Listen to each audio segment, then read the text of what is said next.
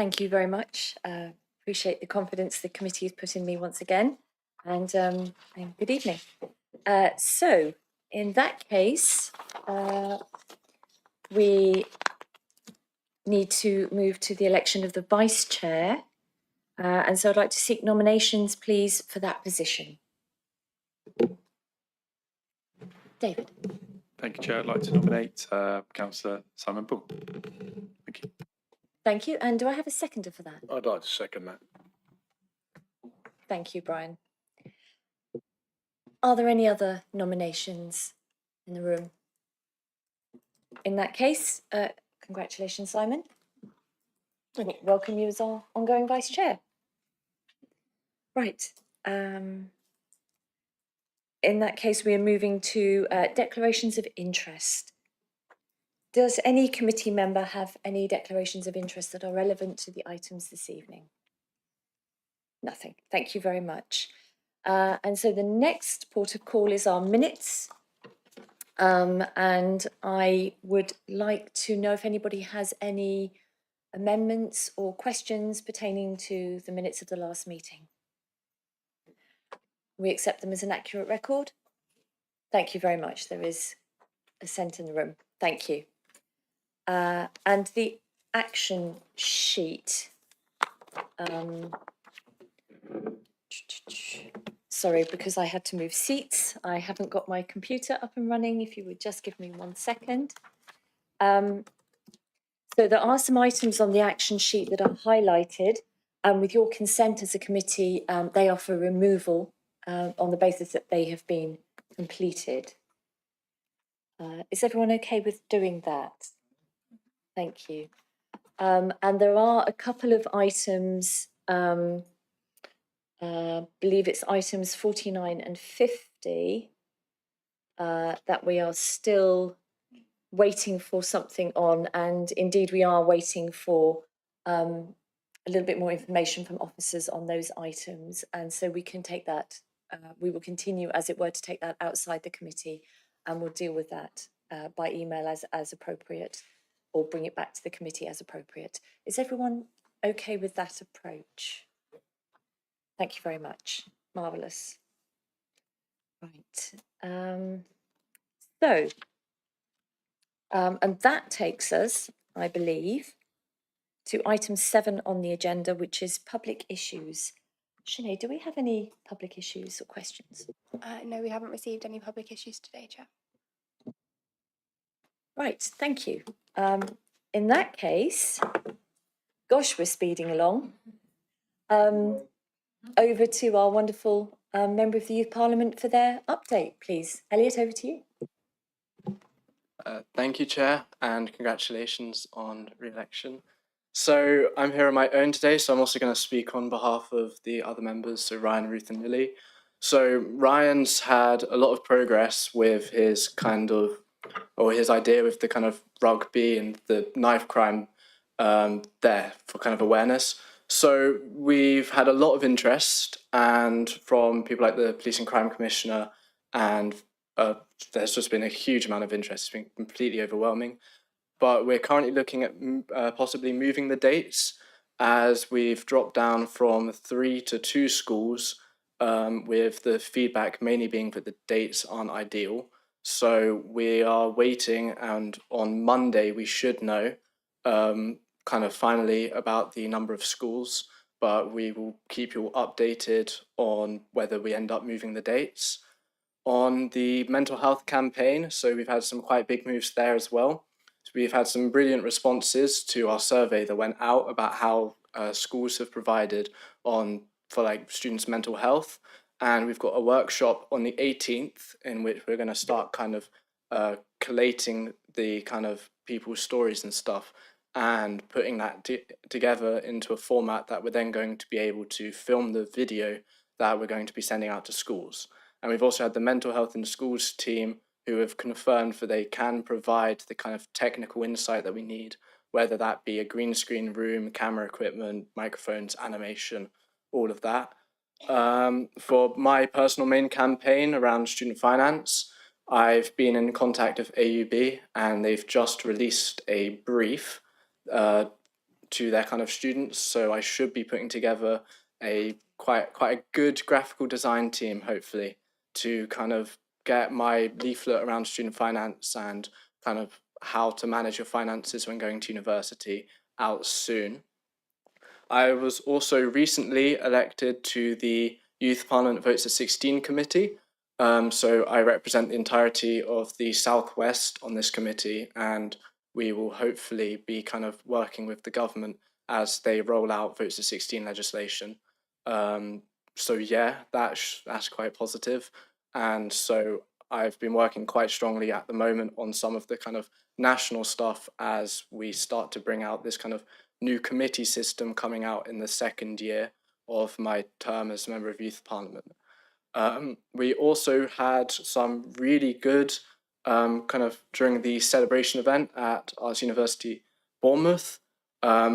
We run a quite successful workshop around mental health, and one of the main things that came out of that was students saying that they felt disconnected from their counsellors and that they kind of don't have a direct link to the council, know who their counsellors are, or anything like that. Now, I understand that I'm talking to a committee of people who are giving up their Tuesday night to kind of be championing youth issues, but I suppose it's a case of doing more within your schools, but also kind of encouraging other counsellors who aren't going to be here and maybe don't share as much of an interest and passion as all of you do in kind of getting in contact with their local schools. And on behalf of me, Ryan, and the other members of Youth Parliament, if any of you need any help with organising anything in your local schools, then we are more than happy to help accommodate that,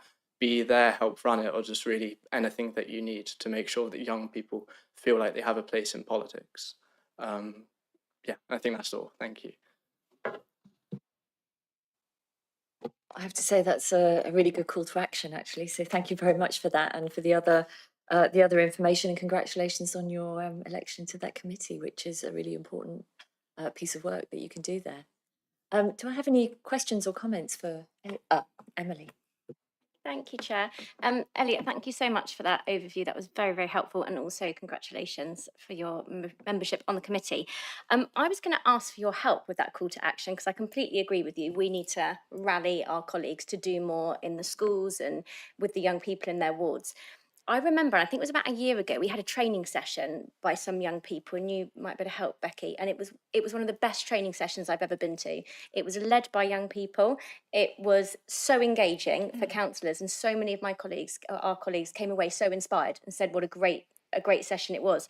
So I wonder if maybe I could drop a little seed for you to have a chat with the other MYPs, and just if there is some way that we could work together to do something similar, so to put on a training session to help show our colleagues straight from the voices of the young people themselves how we can help to engage. That would really help add weight to what we're saying to our colleagues as well. I think that's a brilliant idea, and I know personally I'd be more than willing to try and kind of accommodate that. So I suppose we'll see what we can get up and running, and if we can, we'll send out an email if we can get anything running, and I suppose it would be up to all of you to kind of get as many counsellors as you possibly can there.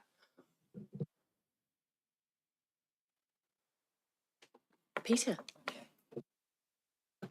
I will try. 3 questions. Is that all right if I give you them all at once, or do you want them individually? I'd prefer individually. Okay, so the first one is about key themes and messages. You've already hinted at, you've done the consultations, you've been out and about, that there must be key themes and messages that are emerging, which you're obviously going to collate. Is there any way you can share anything like that with us that's jumped out at you? On the mental health side of things, one of the major things that came up was this kind of that young people had to actually go and seek out help rather than help just actually being there for them. And many felt like the school's provisions for kind of mental health were relatively limited. So you would have counsellors, but whether they were actually kind of properly trained or stuff like that. And so the main kind of feedback we got from that was that the young people wanted the teachers and the schools to take more of a proactive response and to kind of actively search out the young people that are struggling, rather than those young people kind of having to go forward and ask for that help, because that's an incredibly difficult thing to do. So I think that's absolutely brilliant. That's kind of the essence of what needs to be done. You know, identify and work and interact positively with young people. That's great. The other one is about the student finance and university stuff. That's really good. I think it's a great piece of work. But I just wondered if there's any grounds for movement on working with young people who maybe just be going into work, they're not going to university or college, about managing a budget and stuff like that. Because I know from some of the work I'm doing with Cornerstone Academy that they're doing their best, but there's a lot of work that needs to be done around preparing young people for the world of work, not university. I just wondered where you might sit with that. It is a good piece of work you're doing. So. Yeah, so when I'm kind of putting together the resource, the main thing that I'm really doing with it is that I feel like there's not enough education about not only just university, but the kind of other things that are there that people can do. So the resource is mainly going to be around like, not like the cost of university, because I feel like a lot of people who go to university don't truly understand the costs there. I also feel like a lot of people that go to university but don't go to university are just too afraid to, because they don't know about stuff like the maintenance loan and other provisions that are there.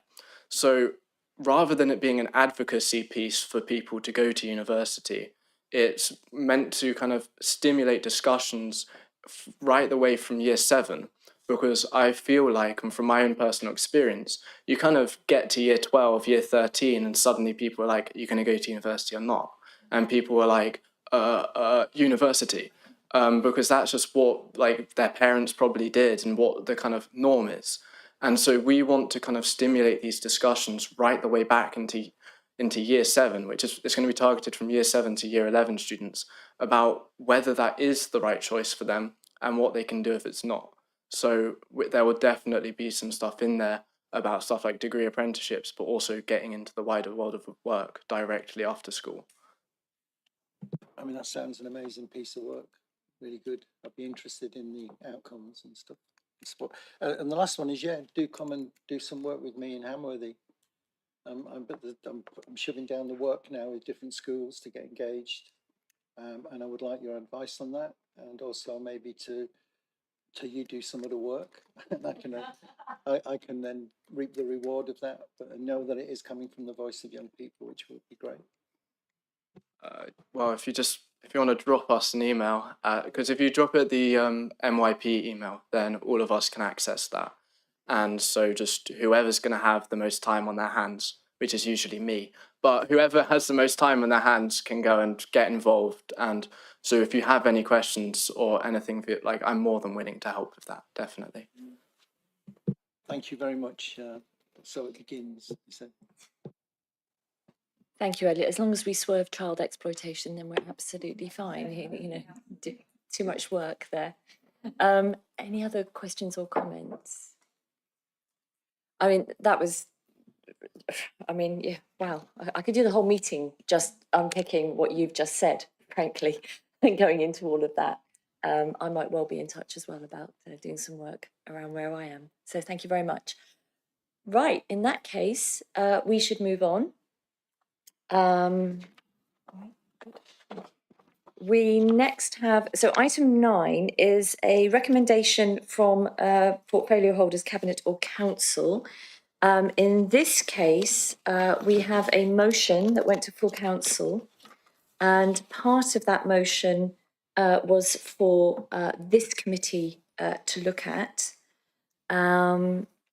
And yeah, so the council's constitution provides that ONS committees may consider requests for work from a range of sources, including requests from portfolio holders, cabinet and council. And the ONS committee is asked to consider a request for scrutiny recently made by council and one request for scrutiny from a portfolio holder. No, that's not correct. I'm so sorry. No, anyway, so recently made by council, and to determine these requests in line with the associated rules that we follow. So in terms of this, we do need to think about ensuring that we understand the background to the issue, how it would be dealt with by the committee, any timescales, and the associated outcome for it, and the resources that would be needed. So we have this as item 9, and I'm going to come over to Peter, whose motion it was in council, and we can then discuss it, and then we can decide whether or not we wish to accept this into our work plan or how we want to deal with it as a committee. Peter. I will try and be quick on this one. I know in the first instance, you know, this is not about asking to replace what we used to have as a country nationwide in terms of wards and youth engagement, and the money was there in the blue skies of the unitary authorities. There was lots of money to do stuff. So I'm not saying we should go back to that, because that is a really long haul. However, what I want us to do is to try and look at youth services within a post-containment model, a post-COVID model, a post-lack of utilities and facilities that seems to, kind of a decimated landscape for young people to navigate difficultly. So in that, I think young people need to be at the heart of it. So one of the core bedrocks of this is strengthening kind of youth voice, and we need to work on that and build on the strength of the participation project. It's doing really good work, and so why not? If we can get them to do that, integrate the narrative of youth into wider strategies. So, for instance, we've got the library strategy that's been developed. So why aren't the people in control of resources and allocating this, that, and the other, and times and stuff, looking at the times that those libraries are not open and how that could contain some kind of youth offer? And again, I must stress, this is not just about containing young people in a building. It's about what opportunities does that give us cross-sector to engage with them. And I think we need a conversation on that, the scoping. And there's all kinds of stuff, health and well-being, housing and homelessness. Really, the main thing is to try and avoid future siloed thinking under pressure of financial restraints and, what I call fiscal myopia, that people can't look out and say, well, God, perhaps we could do this together in our different agencies. So we need some kind of community and asset mapping. We just had a really inspiring conversation prior to this. I mean, I really don't know what's going on in my ward. I used to know everything that was going on. But when I go to a community, I suddenly find that parents are doing something or volunteers doing something. So we need community mapping to know exactly what's going on right across the conurbation. And then we need to look at strategic partnerships and a joint delivery framework. Now, I suppose you're thinking, or maybe you think, God, you can't do that. But I used a quote earlier about Michelangelo. Someone said to him, David was beautiful. Why, how did you make David? And he said, I didn't make him. David was already in the rock. All I had to do was find him. And it's that kind of thinking, the potential that we have as a council, and that you've demonstrated here. If we work with you, what a gift you can sort of give to us in terms of the knowledge that then we can kind of build upon. So I suppose that strategic delivery is at the core of this. There's a realization that there's not a lot of money, but I think there's a lot of will. And I think the core group needs to be formed to look at that with young people at the heart of it. And that's where I'm sitting really with it. So thanks for listening, and I'll shut up. So essentially, as outlined, it's, do we want to take on this piece of work? And if we do, how do we incorporate it into, what's the outline, as it were, that we're going to approach this under? So it's open to the floor now for points of view and suggestions.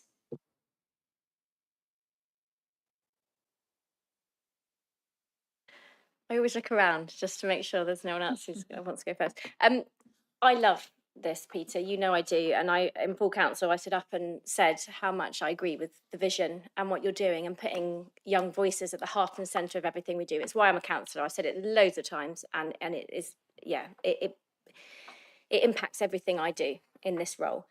For me, the question is trying to balance the vision, the excitement, the dream with the practicalities and the constraints. And so it would be really interesting to hear what do the stepping stones look like? You know, where are we going to get the tool to start the chipping? Who's going to come and show us how to do the chipping? Like, I know where we are now. I know where we want to get to.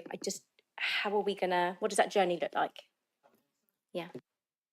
I think in the first instance, it needs a core group of identified stakeholders and interested parties to get together and create what's called a collective definition of success. And that's when everything's thrown out on the table, the barriers to it, the solutions, the problems, whatever. And you thrash that out and you agree reasonably achievable within specific timescales what is a collective definition of success. We all do that, even in business, don't we? Managers get together and they say, how's this business going to succeed? But we need to do this, we need to do that. What's going to get in the way? And we know there's loads of barriers in the way, and I think that's the core. And at the base of that, we have still the voice of young people, not adults getting together, and a culture of enthusiastic adults who say, I think this is what we need to do, and they all thrash it out in our adult worlds. I think young people have got to be the heart of that right from the very beginning. And we've got a great participation project with Rachel and the others in the team that she manages, that if the resources are there, maybe they could lay the foundation stones for that initial meeting. And we've got to be in preparation for whatever you think of the government. It's surprising us all the time with these bombs of money that are coming in. They're finishing the youth consultation. There will be quite a bit of money coming in, and we have to be on the starting block, ready with what our youth offer might be, and that led by young people. So the first instance, get a group together, collective definition of success, thrash it out, and then start mapping out how you're going to do it. Once you've got your collective definition of success, you know where you are and you know where you're going to go. And hopefully within that conversation, you've worked out how you're going to get there. Yeah, I guess, again, completely agree. And it's the practical side of things. So if everyone's sitting around the table, thrashing out what that collective definition of success looks like, which I imagine will be, I can, from the people who I feel would be involved, I feel like that could be found quite easily. It's then about how do we get to that next step, I suppose. And it's a bit like what piece of work needs to be done, you know? So once that's happened, what's the next step? I know you obviously can't do all of this now because this is more just talking about the proposal, but in order for me to sort of go, this could actually work, I just want to have it a bit clearer in my head. So yeah, I don't know if you can expand any more, but you did a good job before. But yeah. Go on all night. I think that initially the collective definition of success, where you put it on paper and you have an agreement with whoever's the stakeholders are, is your starting point. We can't envisage what that is because the fire service will have a different view, the health service will have a different view. The coppers, police, that I was working with on the fire on Saturday night, they've got a different view of how we can engage, young people.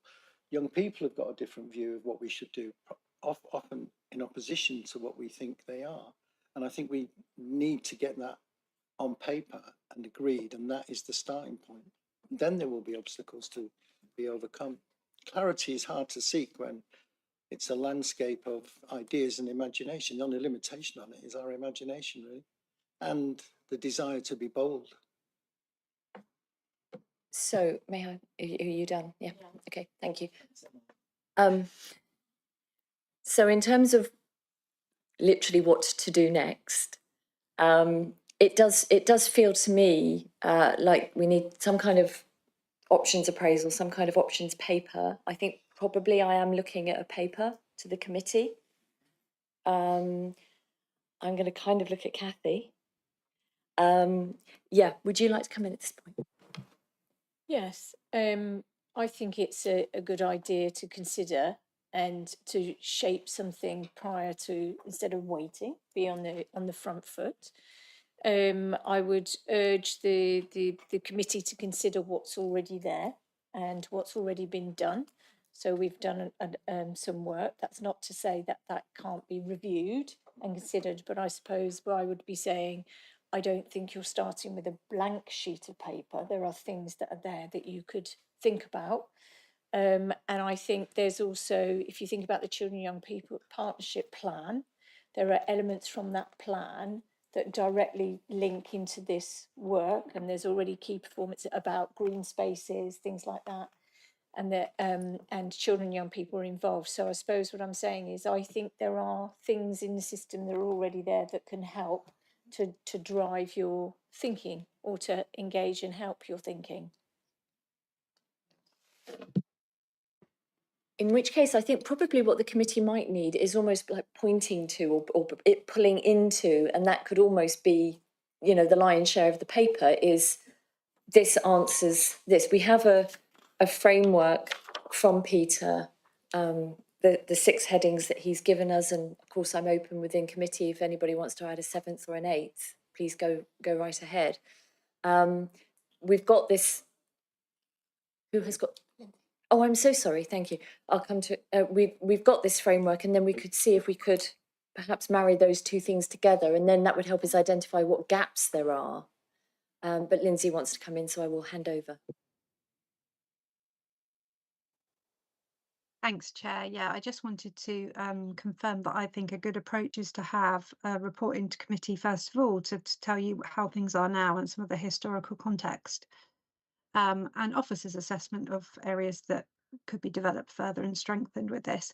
And then it would probably need a really clear scope of how you will move it forward, because I think what Councillor Cooper has identified is the anticipated outcome, but you would need to scope out who will you talk to, what will you ask, what evidence will you gather in order to move towards what Councillor Cooper is suggesting. And I know he circulated some ideas to the committee by email that is quite broad and has potential to be a very large piece of work. So to make sure that you do really have some impact, you may want to refine that further. But once you've had that paper into committee, that's when you could probably do that more targeted scoping. Thank you.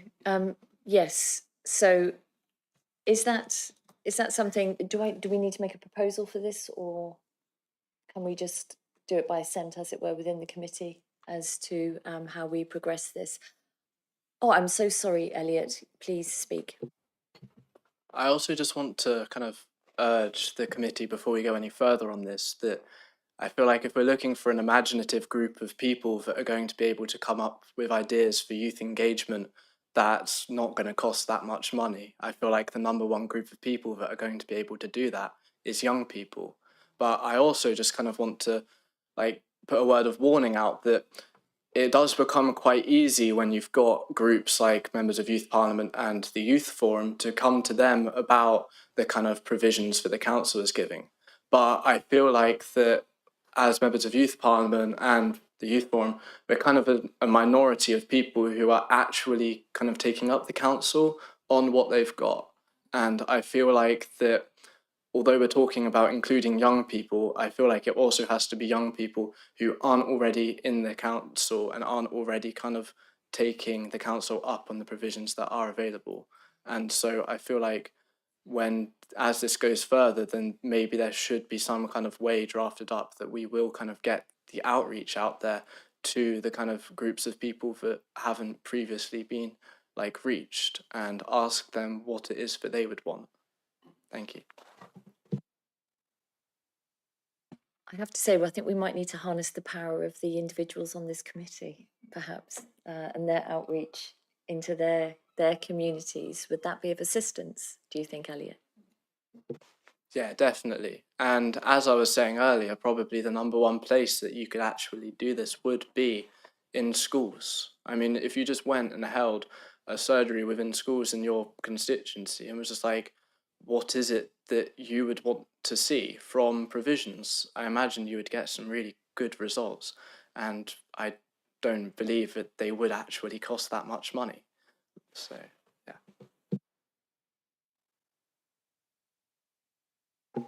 Okay, so so we do need to refine our scope a little bit.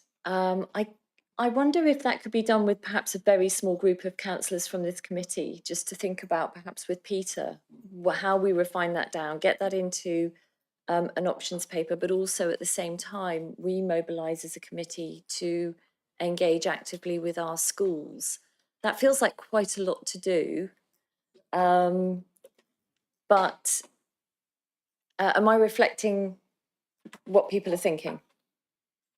Are people happy with that as an approach? Do I need it?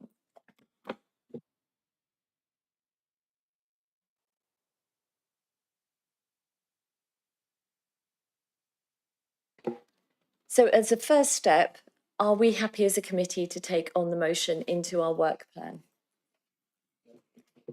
Emily, did you want to speak? Yes, I am, but I just would also flag that there is currently a family hubs working group happening, and I'm conscious of people's capacities and overloading councillors with too much extra work, although I am supportive of this.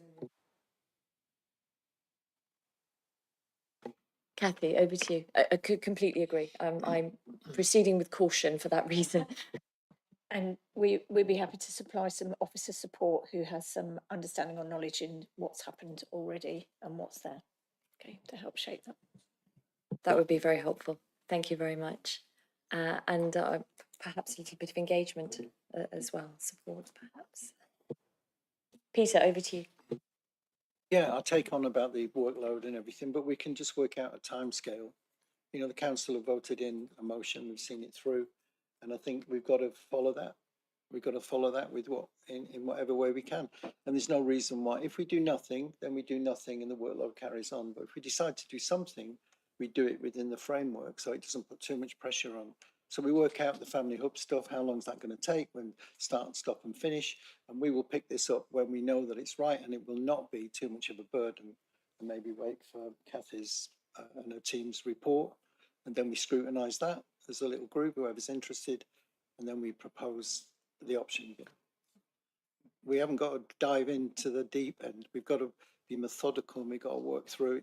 It's a really long haul, you know, it's really long, I think. I realised that when I said about a small group, that started to sound like a working group, and I didn't mean it to. I apologise. No, I wasn't going to put it on any. I wasn't thinking of it being on any that level of footing, as it were. That it could just be interested people who wanted to come together to discuss this some more and assist Peter.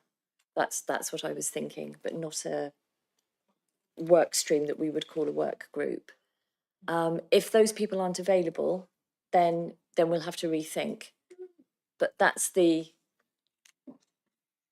So, as it stands, are we happy to adopt this piece of work into our committee to be decided exactly how we do it? But largely, in the first instance, we're looking at a paper with support from Children's who will outline what we already have in this space.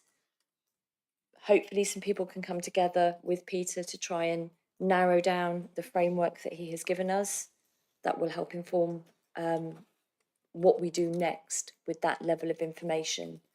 And also we can liaise with Elliot to think more about how we do engage the youth voice.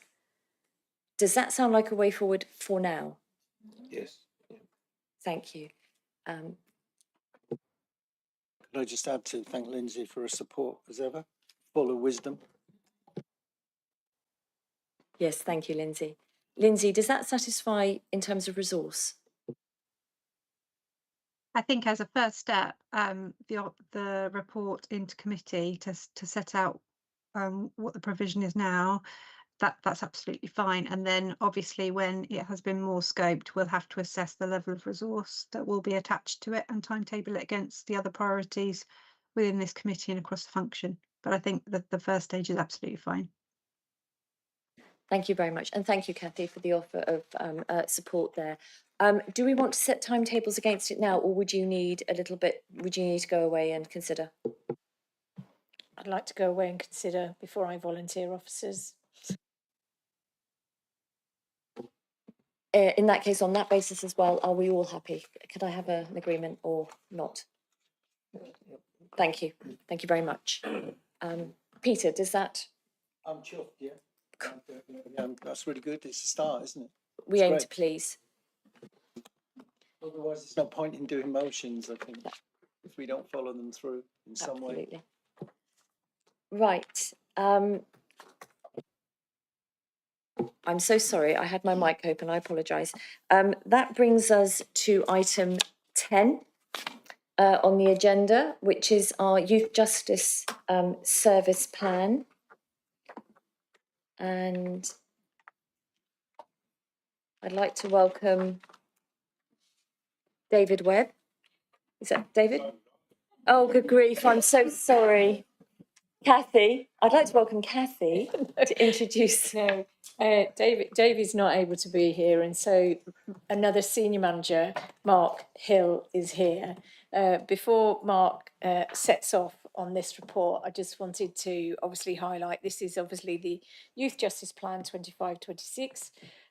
Our Youth Justice Service is Pan Dorset, so it's combined with Dorset.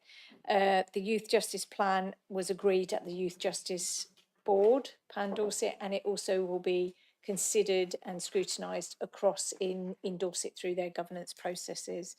You may or may not remember that Dorset Combined Youth Justice Service was rated good in January 2023, and there was a further national thematic inspection of the combined service on a particular area called out-of-court disposals.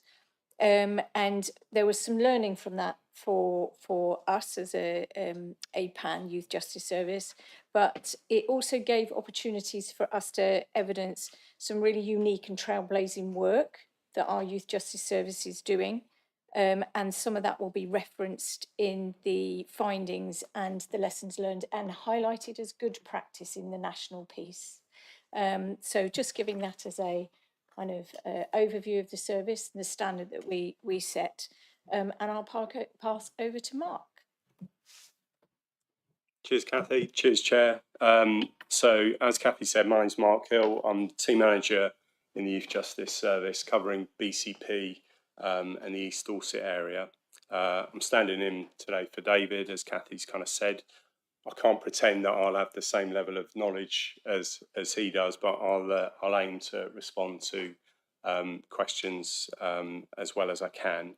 I'm informed by David to assume that members have read the report and the kind of plan, so I won't repeat the content here as part of the introduction.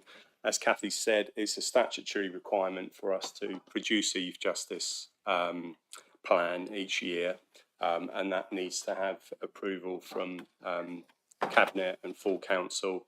We're also seeking that approval from our colleagues in Dorset as well.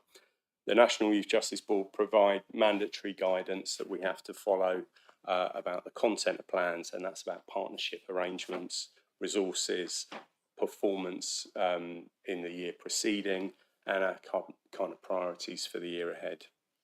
As Kathy said, the plan's agreed already by our kind of YOS board partnership, and it's written in collaboration with the team as well. So it's very much a team and partnership product, really.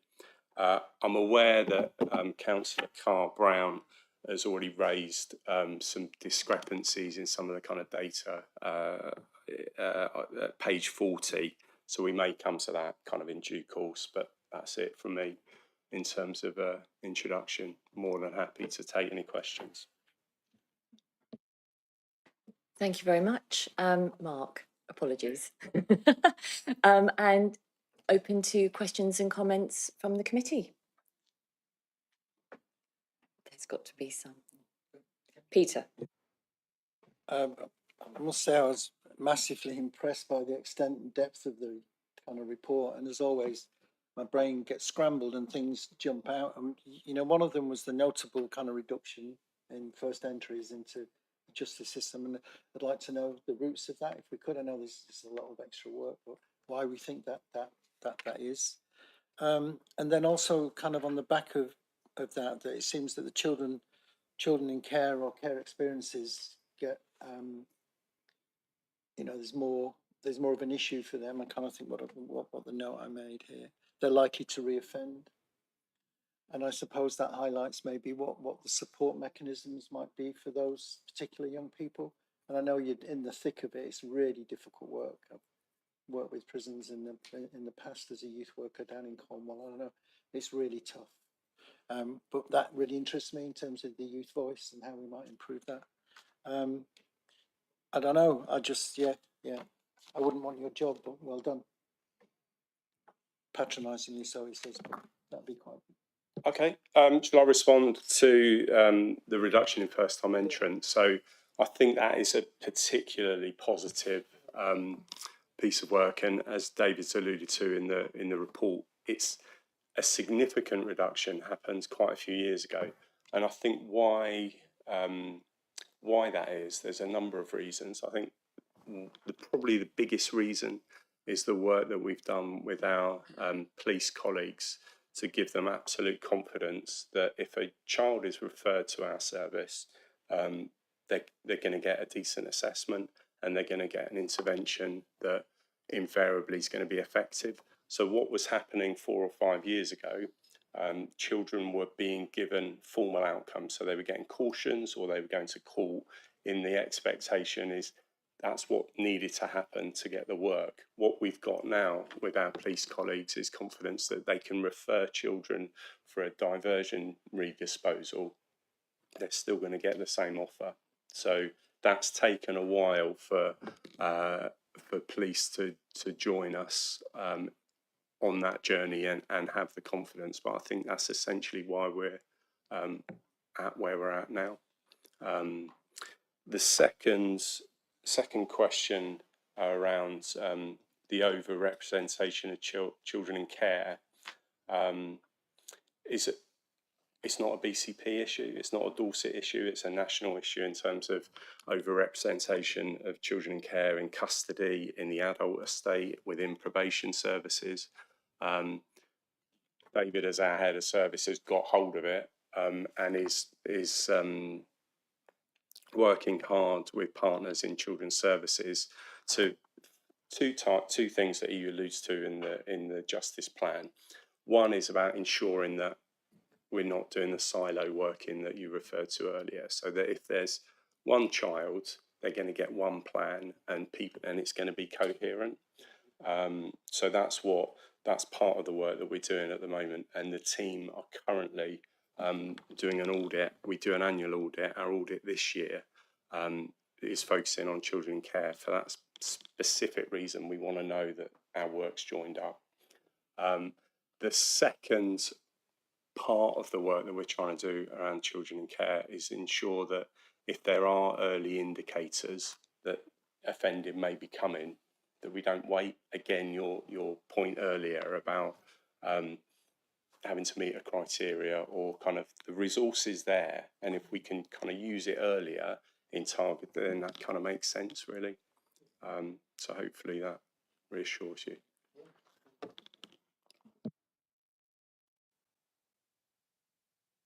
The diversion options, I know that's probably a lot, but I'd be really interested in that if there's a paper on it or something, or whether you can just explain, that'd be great. I can have a go at verbally explaining it. To be honest, it's complicated, so it may well be more useful to you if I can send something through kind of on email that talks through the different diversion outcomes. Thank you very much.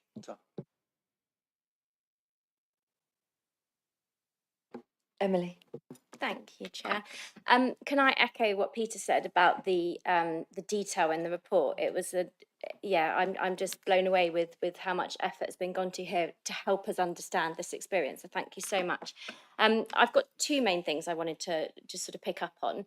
Number one, the way the voice of the child seems to be woven throughout all the work done is fantastic. Like, that's everything I feel, again, referring to what we were talking about earlier, like we're trying to achieve here.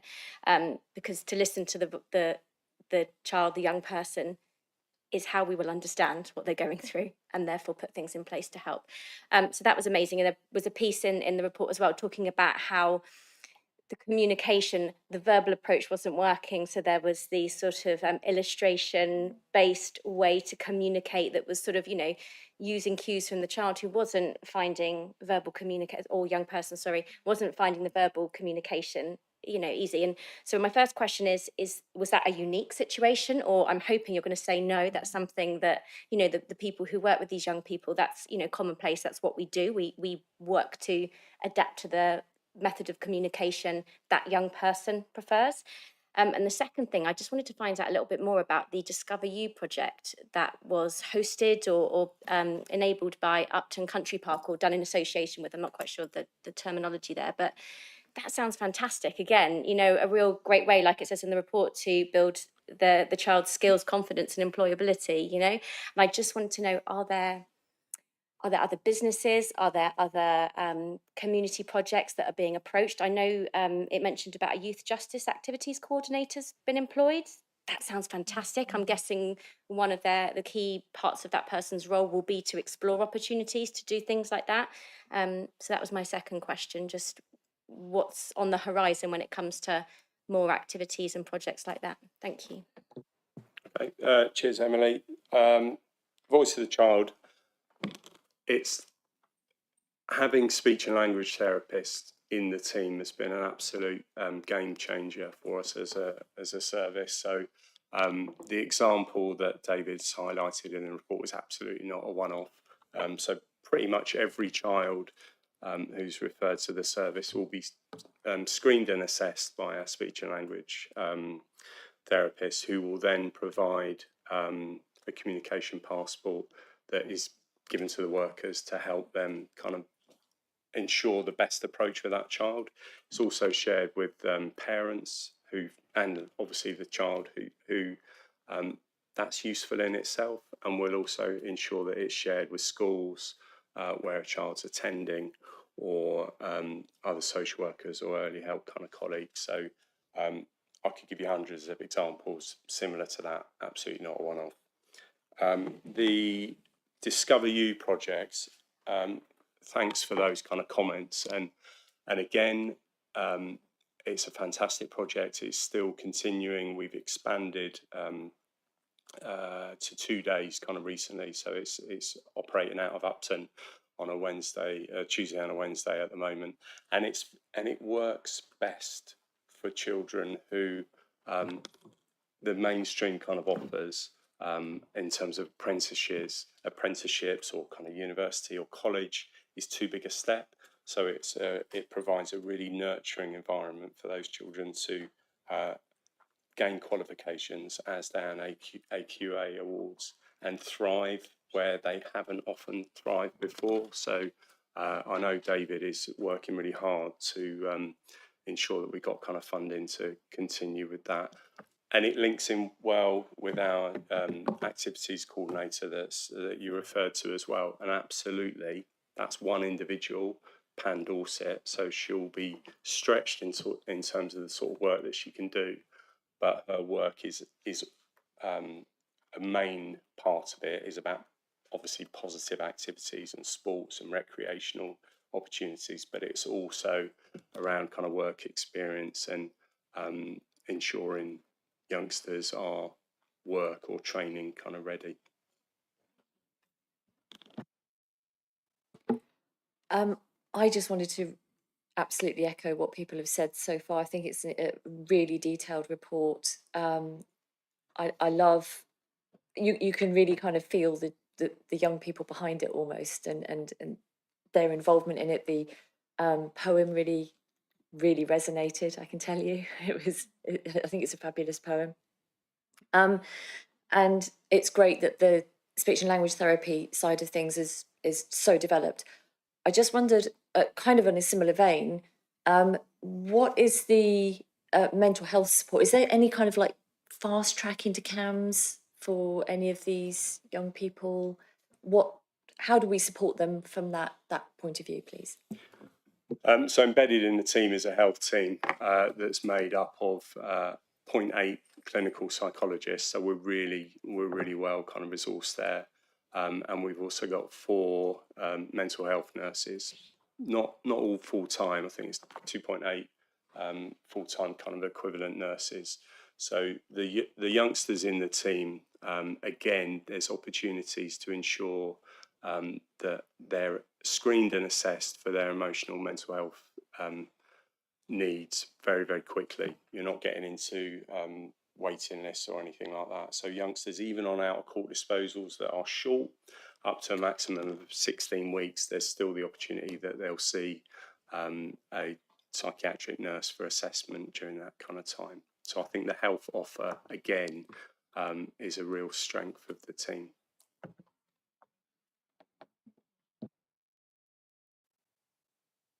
Thank you very much. That's great to hear, I have to say. Sandra.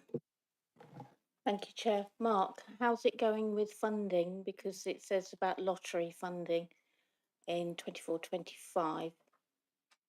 So how's it going for the 25-26 period? From memory, I recall the lottery funding was around the Discover You project specifically. If David was here, he would be able to roll off what the plan is for the year ahead. I haven't got that in my head at this kind of point, but I know the scheme is kind of continuing at the moment. We know as a service how successful it is, so Kathy might be able to. So in terms of the partnership, all partners contribute to the service in terms of financial support. Where there are reserves or finances that we can look to use in different ways as a partnership and a board, we will look at the areas that we think are significant for us to utilise that funding.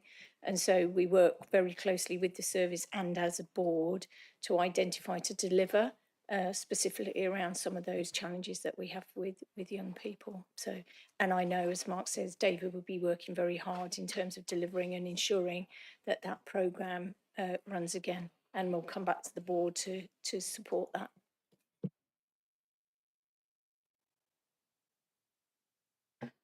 Thank you very much. Are there any more comments or questions on this? Oh, I'm so sorry. Go. Just a comment, really. I mean, obviously these schemes and the Discover You are for young people who have got into trouble, if I can put it in that way. And my comment is really, it's a shame that that's not available to young people before they cross that line, or because it sounds like a wonderful initiative that's really helpful to people. And I know some young people, that sort of thing now would be so useful, but that's just a comment. Thank you so much for your report.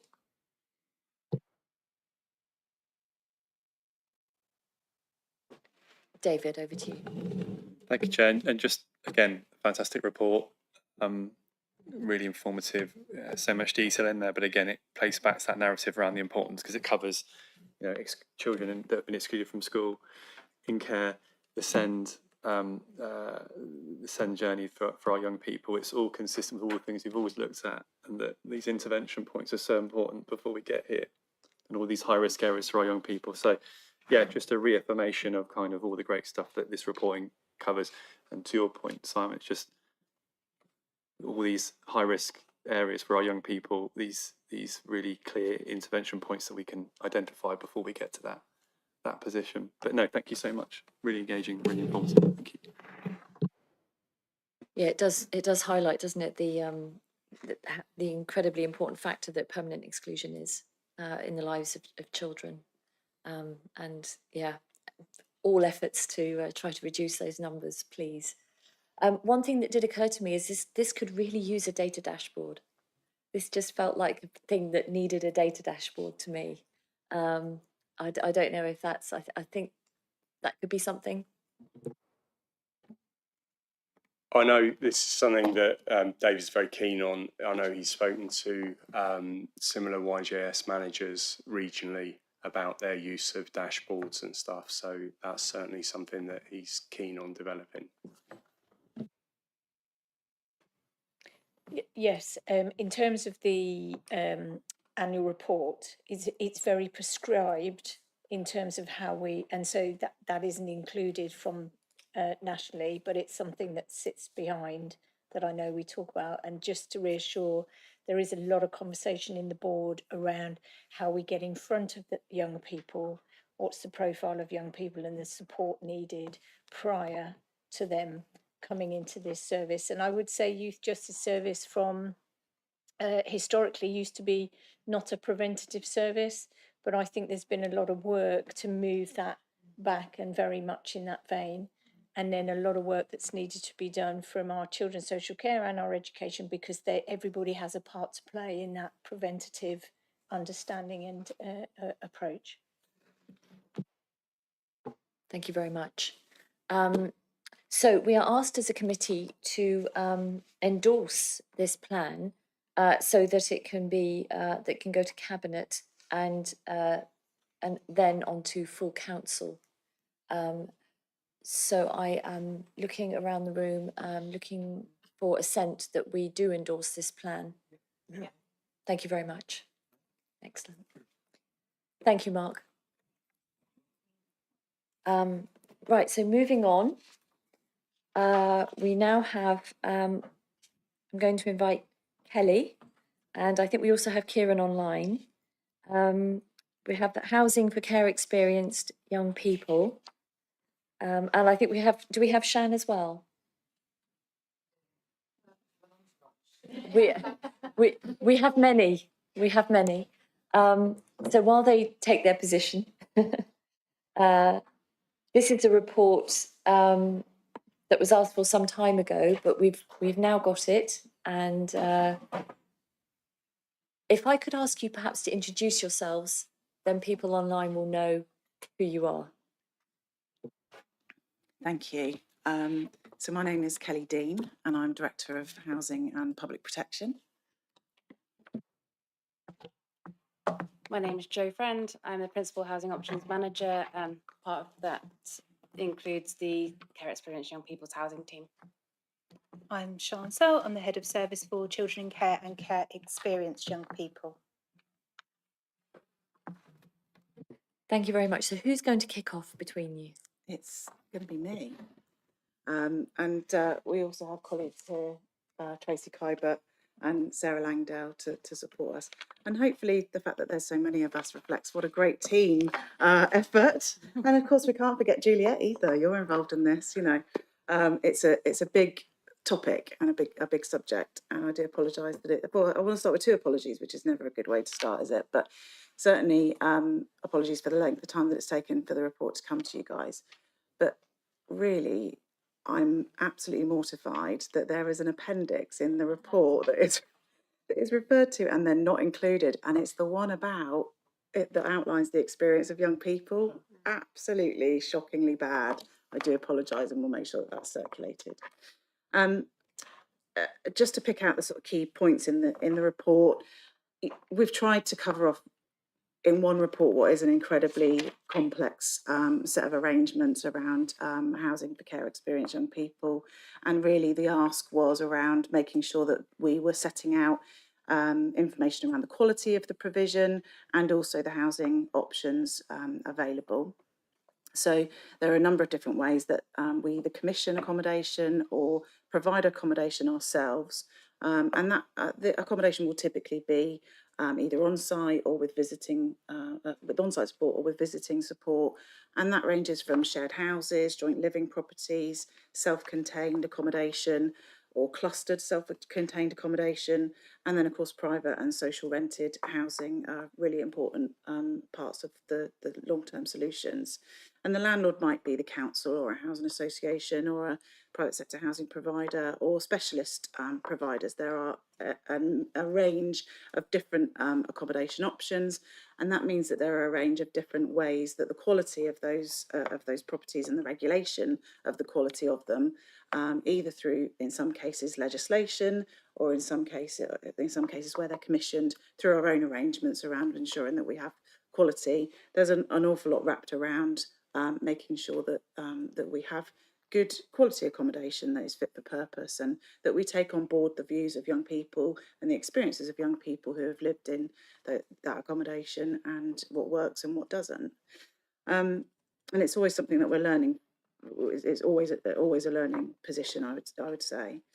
And with that in mind, we are at the moment reviewing our joint housing protocol, and that is absolutely critical to all of the work that we do, because it sets out how we all work together to make sure that we're planning for transition into independence, and that we are hopefully having conversations early enough and planning with young people what they want for their futures and what their accommodation options will look like. And frankly, we can't really start that work soon enough because it is very difficult in many cases, and often in the most complex of cases, difficult to find the accommodation we need. We know that it's no different for this group as it is for any other.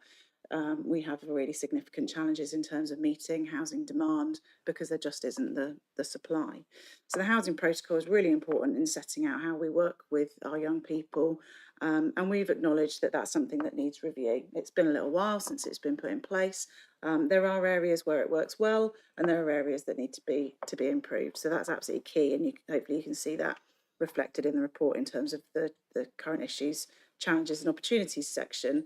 And I put those three things in there because actually there are always opportunities, and I think we've seen through the work that we've been doing recently to do the review, it's allowed us to explore new solutions and new thinking that we might take on board.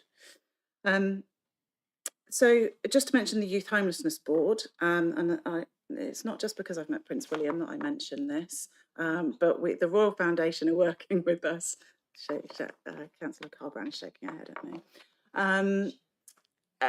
Homewards is a homelessness focused programme that the Royal Foundation are sponsoring, and is sponsored by Prince William, who is very involved and is championing 6 areas across the whole of the country, areas where there are really difficult challenges in terms of need, and areas where there are really strong responses and partnerships in place. And BCP was picked as one of those areas, so that's something to be really proud of. But the really tricky bit is how we get to grips with those challenges. And one of the things that we decided from the early onset of that programme was that we would focus on the needs of young people, and particularly care experienced young people. So we've got some support at the moment with an external agency working with us, Every Youth, to support reviewing a homelessness board that has focused on young people, that's been in place for a while but had started to kind of, I think it had lost its way a little bit. This will look at a refocus, and we'll look at how we can kind of link with broader prevention strategies and options for young people broadly, but also for care experienced young people. And I think that sort of reflects what I would say about where we are. I think there's some work for us to do to improve the baseline position so that we can all feel assured that there is a plan for transition into independence for young people that happens soon enough, and that we have accommodation that provides as far as we possibly can in good time for our young people. We know that we need to recommission our supported housing schemes. We've got work happening at the moment that will help us to look at that across the board, and that will look at this cohort as well. That will involve, all sorts of different people who access supported housing, so we can be informed in terms of the commissioning decisions that we take going forward. So whilst the report has taken a while to get to you, it's actually come at quite a good time now, I think, because there are some, I would say that one is a good excuse, but there's an awful lot of work to look to the future. We just need to cement those kind of final foundational elements in terms of how we work together through the review of the Joint Housing Protocol, and then do that longer term aspirational thinking that mentions things like there is no programme at the moment for low cost home ownership specifically for this cohort. That's the kind of thing that I think we should be pursuing. That's what we would have aspirations for our own children around home ownership, and that's absolutely where we need to be in terms of that longer term view. But a tricky area, very complex, hence my entourage, and thank you very much. Thank you, Kelly. Are you handing over to anybody at this stage, or are you waiting for questions and comments? I'm going to hand over for questions and comments, unless, Sian, you've got anything you want to add from a children's perspective, or Juliet? Happy to take some questions. As usual, I may have said too much. No, it was a very good overview. Thank you very much, and thank you for this paper, because I think actually timeliness is everything, and it does seem to have fallen pretty well in the scheme of things. So that's fabulous. I'm open to comments and questions. I'm going to look at Emily because why not?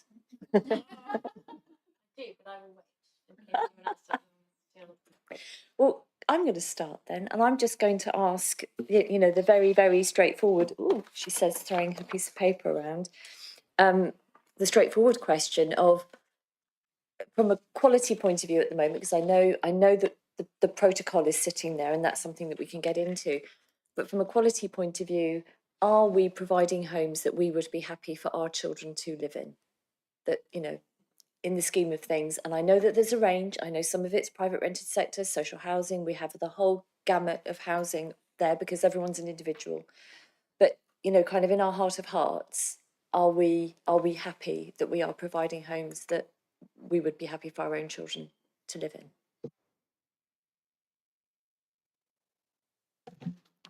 There's quite a lot of detail in the report in terms of what scrutiny's applied, which is reassuring that there is absolutely a standard of accommodation. I think what we're getting through at the moment from young people is choice is probably the challenge. So whilst it's there and whilst we may perceive it to be adequate and it will meet a lot of these standards, actually the challenge we've got is options. And I think if I didn't raise that, I would be remiss for our young people. So yes, I believe our young people are safe.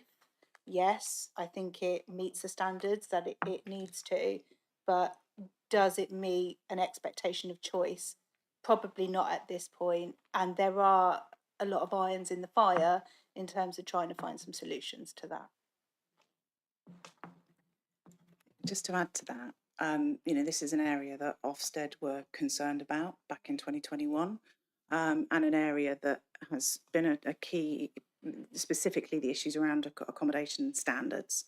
And I think that's, you know, we've come a long way in terms of those standards, but I totally agree with Sian's point around, and that reflects my own really in terms of those slightly longer term view, and let's make sure that we're absolutely assured that the foundations are right and that we're in a safe place from that perspective, much of which we have done.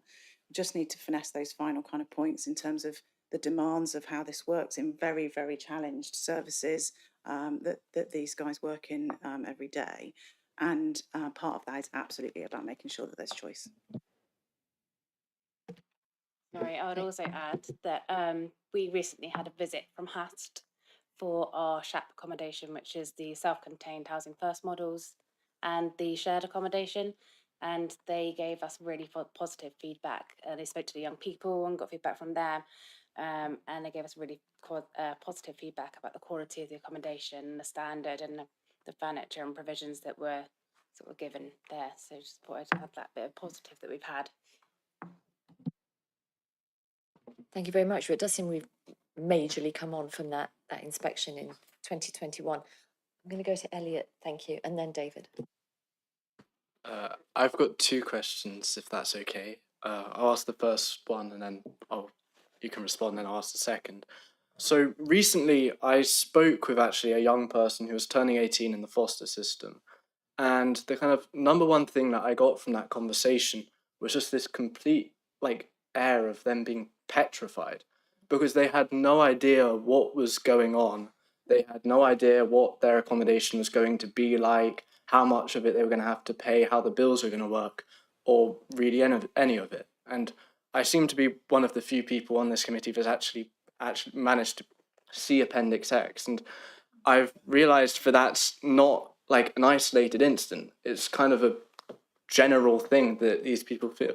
And so what I was wanting to ask is what's kind of being done when people are turning 18 and stuff to actually kind of ease their worry about where they're going to be living. Because when your 18th birthday is rolling around, you should be worried about what pub you're going to go to, not where you're going to live. Thank you.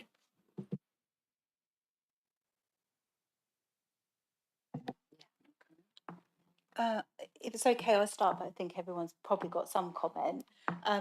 It's the biggest area of challenge for our young people. It's very difficult to do that transitional journey. One of the main aims of the review of our joint housing protocol is to start to think about what it actually means to be a parent to these young people, because we need to be thinking about how our systems are supporting them through that, because it's more than just a thing that kind of happens to you. It's quite an emotional time. It's very, very difficult. I'd like to think that it is an exception and it isn't the rule.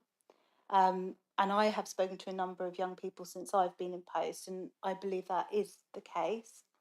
But it is important that we listen to them and hear about those fears and anxieties. One of the things that we started to consider is, well, how do we wrap around support at an earlier stage? And that's very much going to be a part of that new process, because for me, planning for transition does not start at 17 and a half, which is currently where we are, which is better than where we were in 21, but it still isn't quite enough. And you're right, people are being left with that sense of uncertainty, for sure.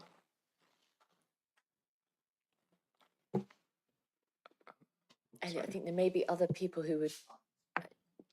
Joe, were you going to Well, come I in? think Sean's covered it. I mean, it's around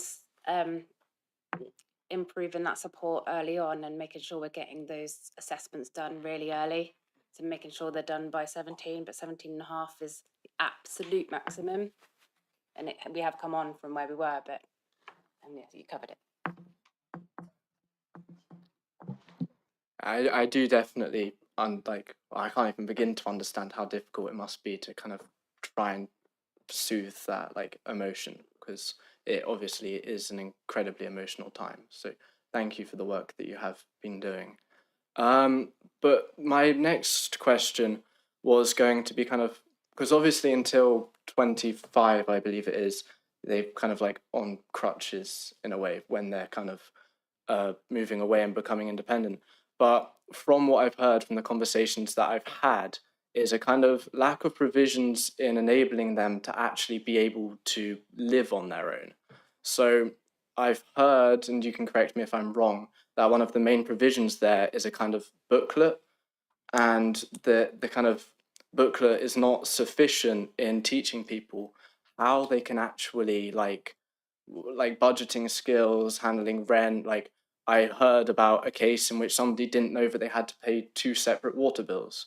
And so it's kind of, so what provisions are there for young people and stuff, and actually teaching them how to handle their finances and things while they're kind of still in a more supported state, so that they aren't kind of getting thrusted into a world in which they've got large amounts of debt because they just haven't been able to handle it and they just don't know what they're doing.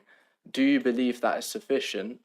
And kind of what do you plan on doing going forward if it isn't sufficient in kind of helping these young people? Thank you.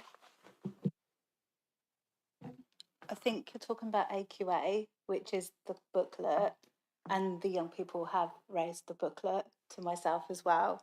I think that probably does work quite well for some young people, but it isn't enough for everybody, or it isn't the right approach for everybody. And I think this is why the priority has to be some sort of diversity in what our offer is, because at the minute that's very much where it is, and it's not enough and it doesn't meet individual need. You're quite right, if you've got a very specific set of circumstances, that isn't going to cut it, but it's also very dry. It's not particularly interesting. It's very much something that has to be reviewed. Housing colleagues are aware of that. And some of this is about making sure that our offers are right and that we've got the right provision. So, we do have, for example, Joe talked about the SHAP properties, that they're excellent, low level of support, but they will help you in terms of managing your bills and finance. Some of that can be done from a distance, so you don't necessarily need to be in their accommodation. And there is a need to expand some of this area of work so that more and more young people can actually access it. In terms of my service, every young person has a PA who will work with them. Their visiting frequency is 8 weeks. However, when they move home, we're looking to have a new commitment. So 2 visits in your first week, because that is what a parent would generally do. And also supporting with moving in, but setting up home. It's that thing, like you said, I never knew there was 2 water bills for a whole year. That was trouble at the end of that 12 months. So we need to manage some of those things, and it needs to become like a standard response that we have internally with our service as well. Definitely. Did you want to add anything about the QA? No. BCP homes also have an office. Yeah, sure.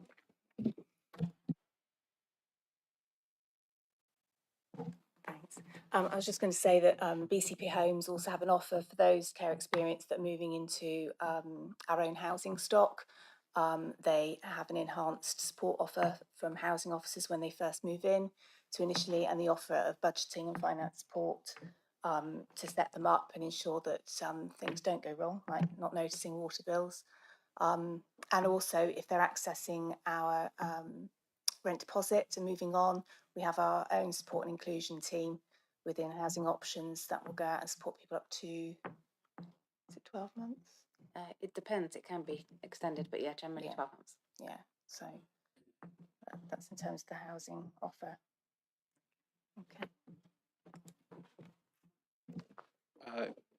Yeah, thank you very much. And I think it does sound like there is some good stuff out there for helping these people. And hopefully, maybe it's a case of just making it kind of so these young people kind of know that those like provisions are out there for them. But it does sound like there is stuff in place. So thank you very much. Just exactly on that point, one of the things that I think we need to push in terms of some of the options and the opportunities that are available to us through arrangements like and partnerships like Homewoods is immediately, I think, would my 17-year-old keep hold of a booklet, or actually do we need to look at an app and, you know, something that is much more suitable and engaging, and, you know, and there's probably opportunities that are open to us through Homewoods that help us to that's part of that, you know, taking our offer much further. That I think is something that we can, you know, I think where we'll be already where we are from 6 months ago is very different. And I think in another 6 months, that's exactly the sort of place that I'd expect us to be in. Thank you. Never mind 2 water bills. I left home at 16, and the first night I thought, gosh, I'm hungry, and then realised I hadn't been food shopping. There we go. There we are. Never mind. David, over to you next. It's kind of on that point, Chair, actually, around obviously budgeting, really important, but also being able to cook and understanding, you know, different ways of cooking different types of food that's more nutritional and but still affordable. And I think that's really key as well. So it would be interesting to hear how that's supported as well, if that's okay. And also the other thing I had around, I know the big 6 are all checked, and I know that there's been no breaches in service quality when it's been checked. But I'd be really interested to know if I had a bit of damp somewhere, or my washing machine broke, or, you know, how quickly are these things addressed, supported, and how long are our young people sort of waiting for those things to be fixed that are quite crucial to living a life that means you can do the simple things without having to worry about it for too long. Julian. Thank you. I'm happy to pick up some of that. In terms of the young people themselves, the AQA does do things like budgeting, cooking, basic skills that you would need for life. As Sian said, it's suitable for some young people, but not necessarily all. A lot of young people will report back it's quite academic in how it's presented. There's other courses out there, like ASDAN, which offers a similar thing, but it's a lot less papers, a lot less booklets. So those things are things that we wish to explore, but it's going to take us a little bit of time to do that. I think the young people who are able to, what would you say, share their views better are probably the ones who get this, not to get the support easier, but it's much easier if somebody phones up and says, I don't know how it is to turn the washing machine on, for a personal advisor to go and say, right, this is what you need to do, and etc. It's the ones probably that I'm more worried about are the most vulnerable in our cohorts, because those are the ones who are less likely to come forward and say, I need help and I need support. They're also most likely, therefore, to not have the voice, the louder voice. Those are the ones that I know as a children's services are the ones that we're not more worried about. We're worried about all our kids. We want to make sure what's best for all of them, but they're the ones that I think has to be the main focus in terms of if we get it right for our most vulnerable, we get it right for all. And we've heard about our youth justice service today, but actually the speech and language, we know 80% of our young people have speech and language and communication difficulties. If you look at the care experienced in children in care, we have a higher level of communication, social difficulties. So because you've got adverse life experience and childhood experiences. So I think it's just worth bearing that in mind that these are our most vulnerable children, and just how we make sure we get it right every time. And that's what we're working on. And just in terms of when things don't work, how quickly they're sort of addressed. Yeah, I can take that. So it depends obviously on the landlord. That's going to be a big part of it. But the big six that you referred to is what mainly social housing applies mainly in that sort of space. But there is, generally a very good response. I think you can see that across all our registered providers. The areas where that gets a little bit more tricky is the private rented sector. And that's something that I think is, there are a couple of things there. First of all, there's new regulation coming and legislation that will help with that. One of my other services is private sector housing enforcement. We've touched on that in the report. And we're there to pick up when landlords aren't acting and when things go wrong. The vast majority of our enforcement work doesn't go into a formal stage, which would take a long time. Generally speaking, we're able to negotiate and work our way through that. But that is a worst case scenario, hopefully. And we have got lots of really good landlords that do uphold really good standards. But there's something about education, especially around damp and mould. And it's amazing to me that, some of the lower, we're doing a lot of training with the operatives or, tradespeople or people that go into our council homes and who are pointing out then that, I think there might be a damp and mould issue for you here. And the residents will say to us, oh, no, it's fine, and challenge us in terms of work that we think needs to be done. And I just think there's something really important about making sure that we raise people's expectations around some of those basic standards in our own accommodation and some of the commission settings, as well as then the challenge of the private rented sector, where we can't be as sure about some of the standards and some of the, in terms of the long term. But it's certainly something that we're looking at. And through the review that we've done recently of the sort of midpoint review of the housing strategy, we've set a new 2-year delivery plan. And one of the things that will do is look at a broader, more strategic plan to look at how we improve standards in the private rented sector. And there's lots of different options for how we do that. That would obviously benefit this cohort of young people. But I would say the biggest challenge is helping everybody, let alone young people, to understand what can be expected.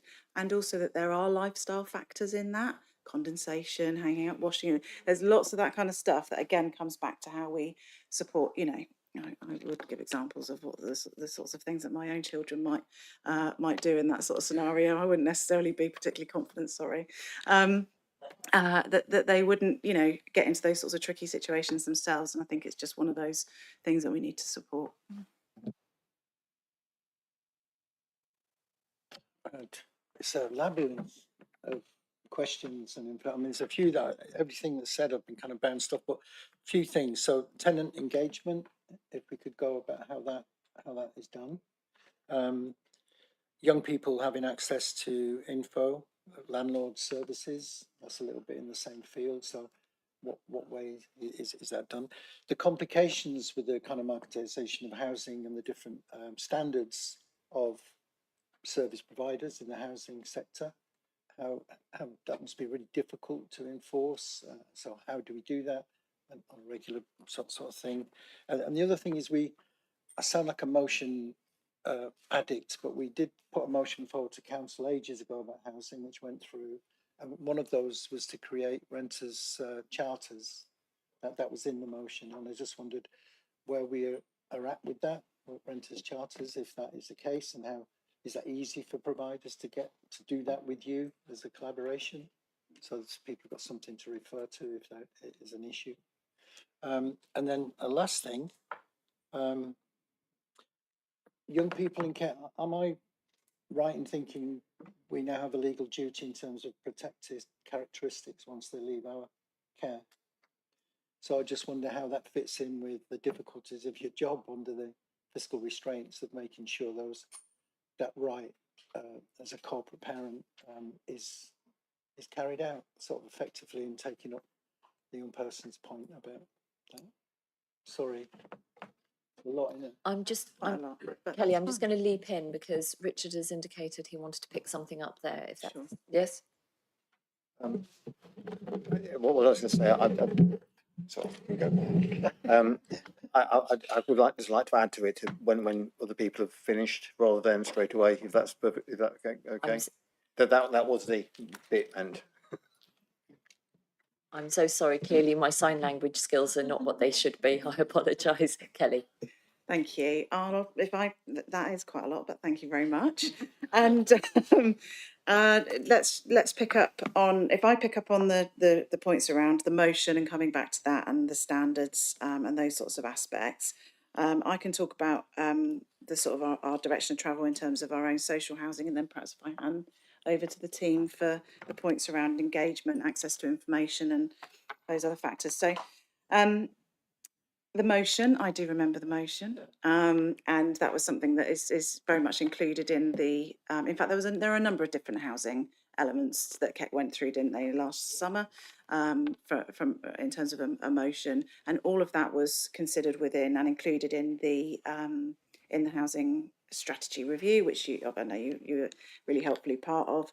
The renters charter is not something that we've pursued yet, but that is going to be absolutely critical as we move forward to thinking about the work around the improvement to standards in the private rented sector.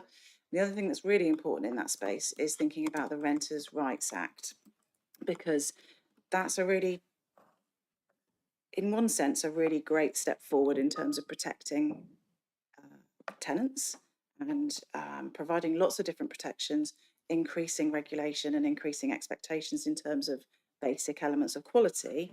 But there is a potential unintended consequence of that in terms of landlords exiting the market, and that causing us some really difficult issues. So we've got to be really careful to think about how if we bring any additional regulation or any additional requirements like a renters' charter, how will the landlord market respond to that?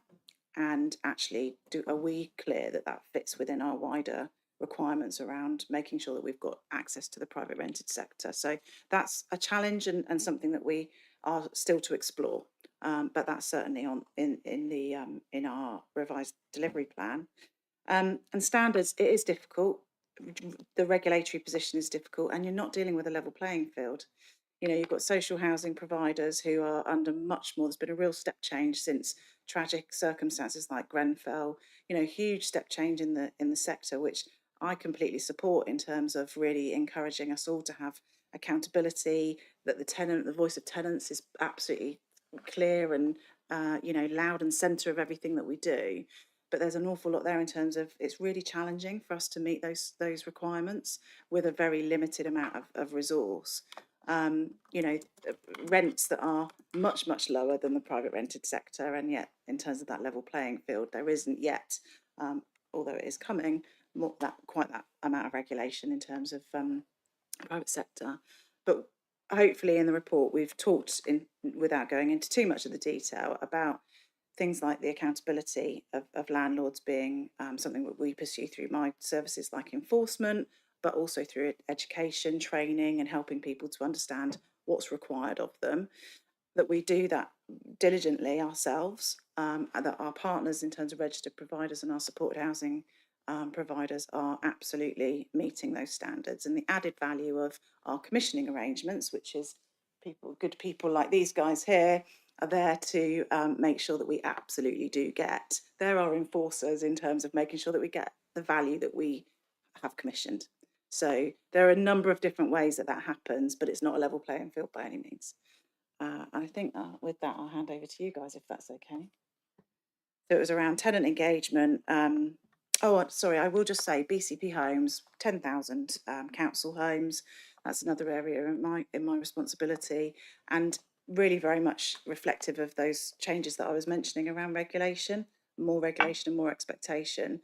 A key feature of that is how well do you know your residents? How well do you know all those 10,000 tenants? How well do you know your stock? And how do you engage with them?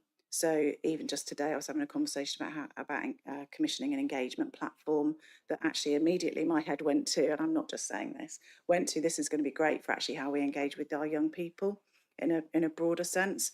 So there's an awful lot of work. We've got a resident engagement strategy that will be coming to Cabinet in September, specifically for BCP homes, but that is very much focused on our 10,000 council residents.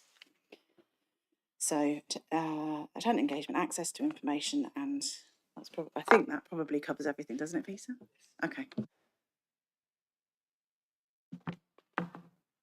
We have a DFE funded post, which is a support and inclusion officer whose focus is around prevention.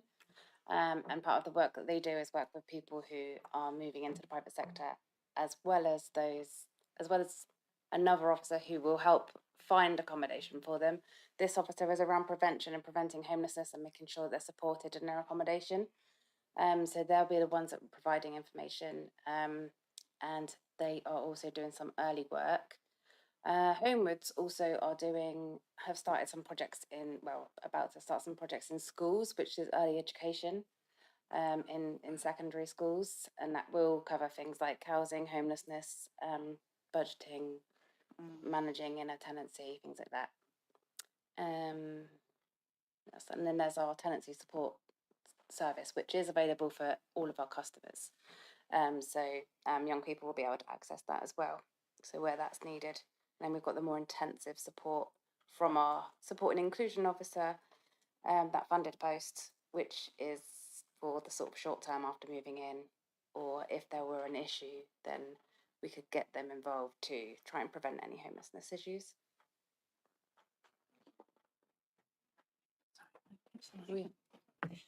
In terms of the Commission's housing related support services, they have to meet the standards within a quality assessment framework, and that will include things like co-production and tenant feedback, how information is presented to their residents to ensure that they benefit from knowing just about their accommodation, how things work, and that should be agreed in conjunction with the current residents.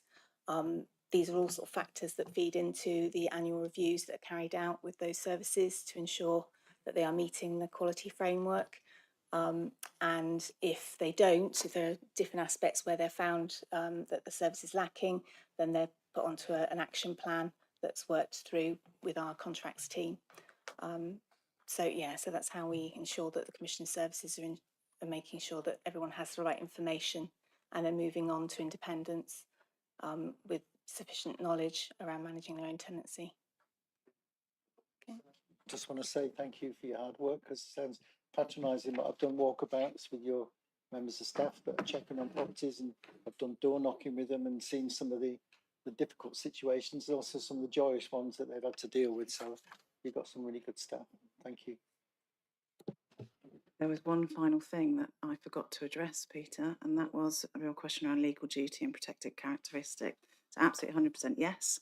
And I think that we're just looking now but Sean picked up the point about our role as a corporate parent, but actually we just need to be absolutely 100% confident and sure that we are in all cases reflecting those legal duties.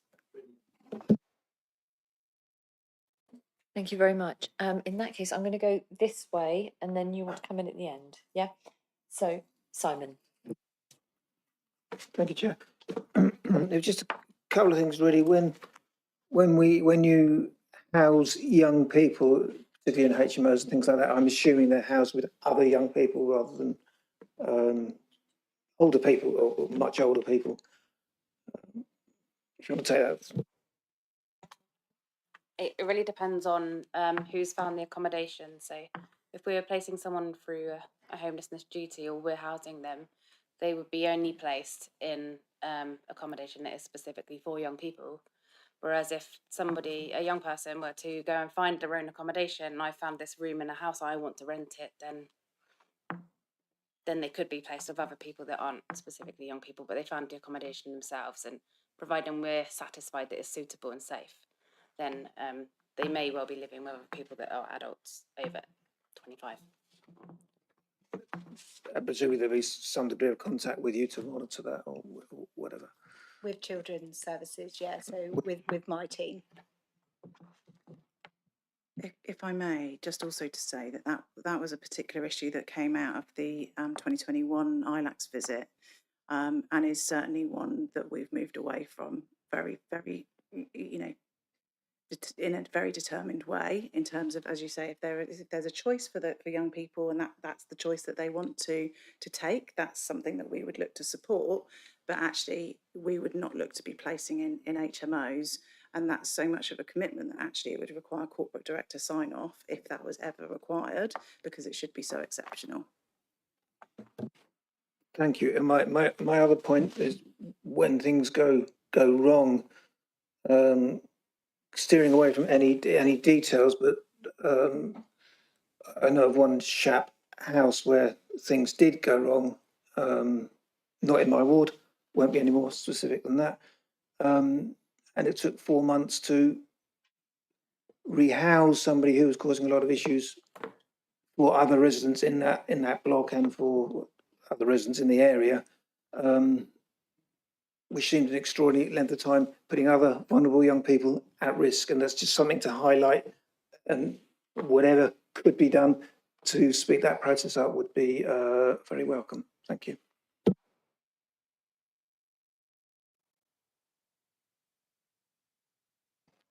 We won't. That's obviously, there's specifics that you'll be aware of, and I'm sure we dealt with at the time. But again, it's an illustration of the challenges that none of this is going to be perfect all of the time, and there will be those situations that come up. But I can assure you, the team do work really hard to identify what alternative options. 4 months, clearly an unacceptable amount of time in those circumstances. But for the team, I can absolutely say that I know that would have required an awful lot of hard work and probably quite creative problem solving. And it really is reflective of the fact that demand just generally for housing, we all know, absolutely outstrips the supply. I think these two look like they're keen to come in.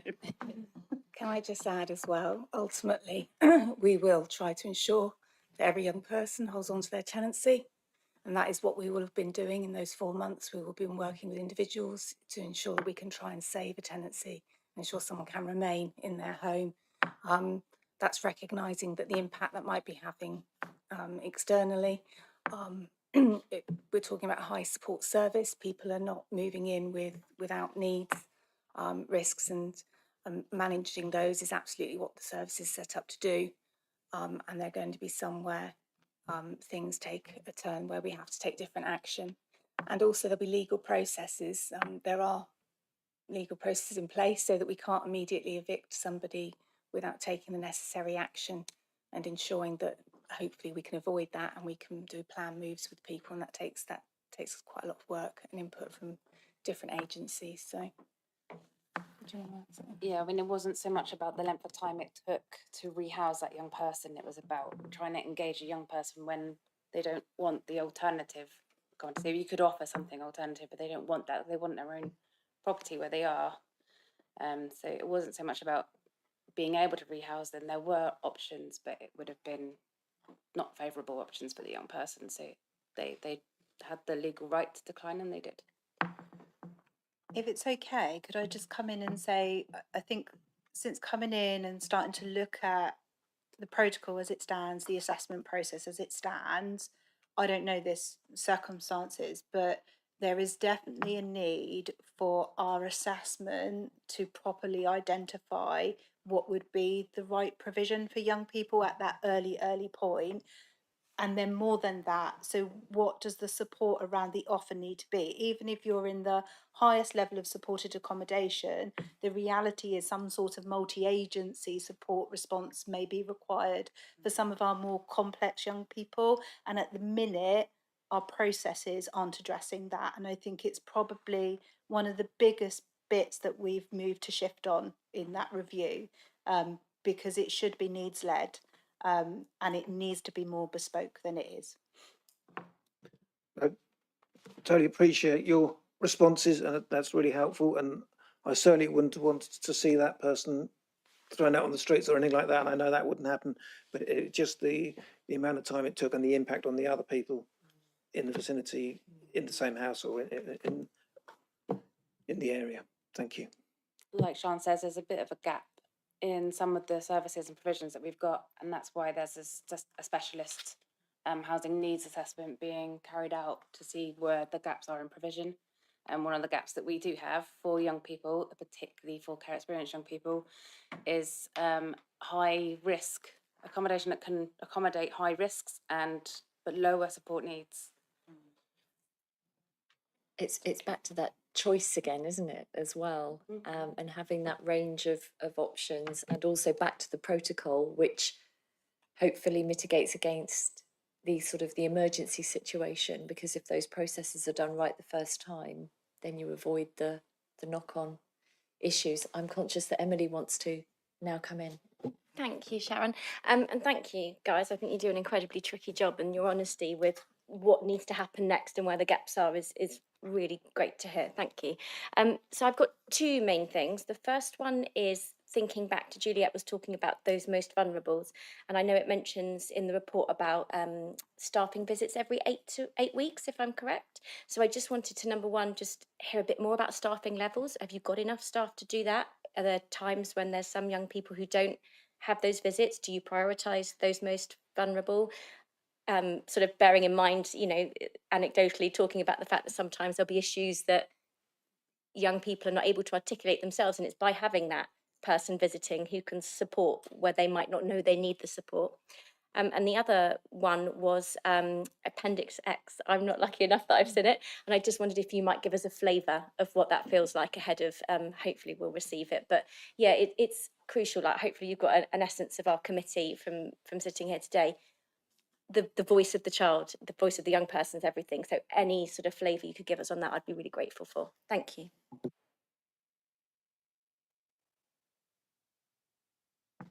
Yeah, so in terms of the 8 weekly visits, that was offered by a PA for our care experienced young people, but it's very much needs led. So it would be based on what that young person needs. What we don't have at the moment is any criteria or system for identifying those right young people. So I believe 95% of the time we get it right. The bit that Juliet is picking up on is that some of our less vocal young people may not be getting that. So we need to put in some of these standard responses, like when you move home, you should be visited more than once in that week by your corporate parent. So hopefully some of the changes we're suggesting is going to strengthen that even further. But it absolutely would be more than that.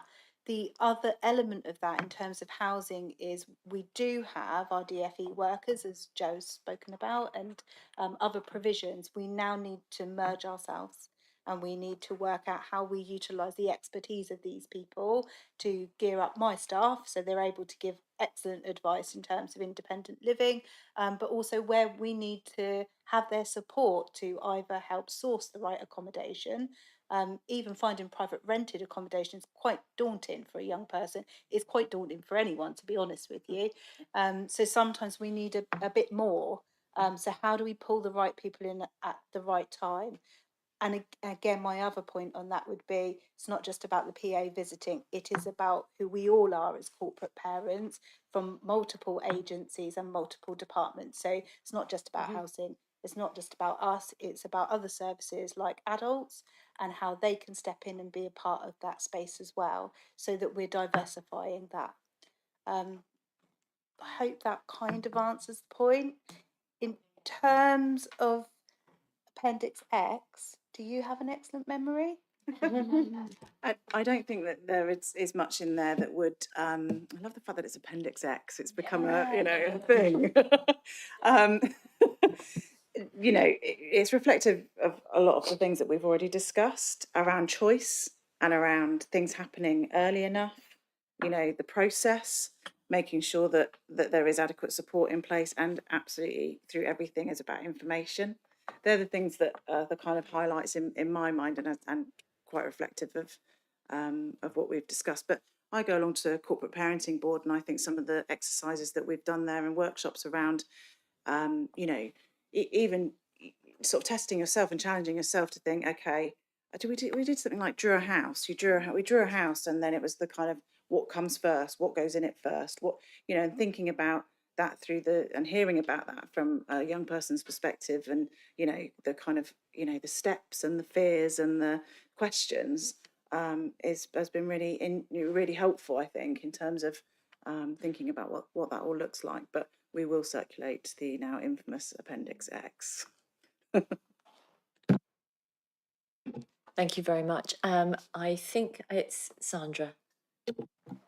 Thank you, Chair. Regarding, sorry, I've got it, now I've lost it again there. Staying put arrangements, obviously that's children with foster parents, so they've built up that relationship, so there are attachment issues, but obviously coming into young adulthood and rules and regulations as you would with your own children, as in with foster children, and there could be conflict because of influences from other people. So what does it look like if there was, say, a good relationship with the foster carers, and then it literally did break down as that young person was maturing and going into the wider world with those influences? So what provisions put in place for the staying put children if that So situation were to arise? it would be the same as any of our looked after children who are placed with foster carers. So we respond in a really similar way. Just because you're a bit older doesn't make you immune. In fact, sometimes it makes it a bit harder, doesn't it, to live with people. So we provide stability meetings. We utilise fostering services. We try to meet together. We are embedding restorative practices in that space, and trying to get things moving in terms of what's going to make things okay for everybody here.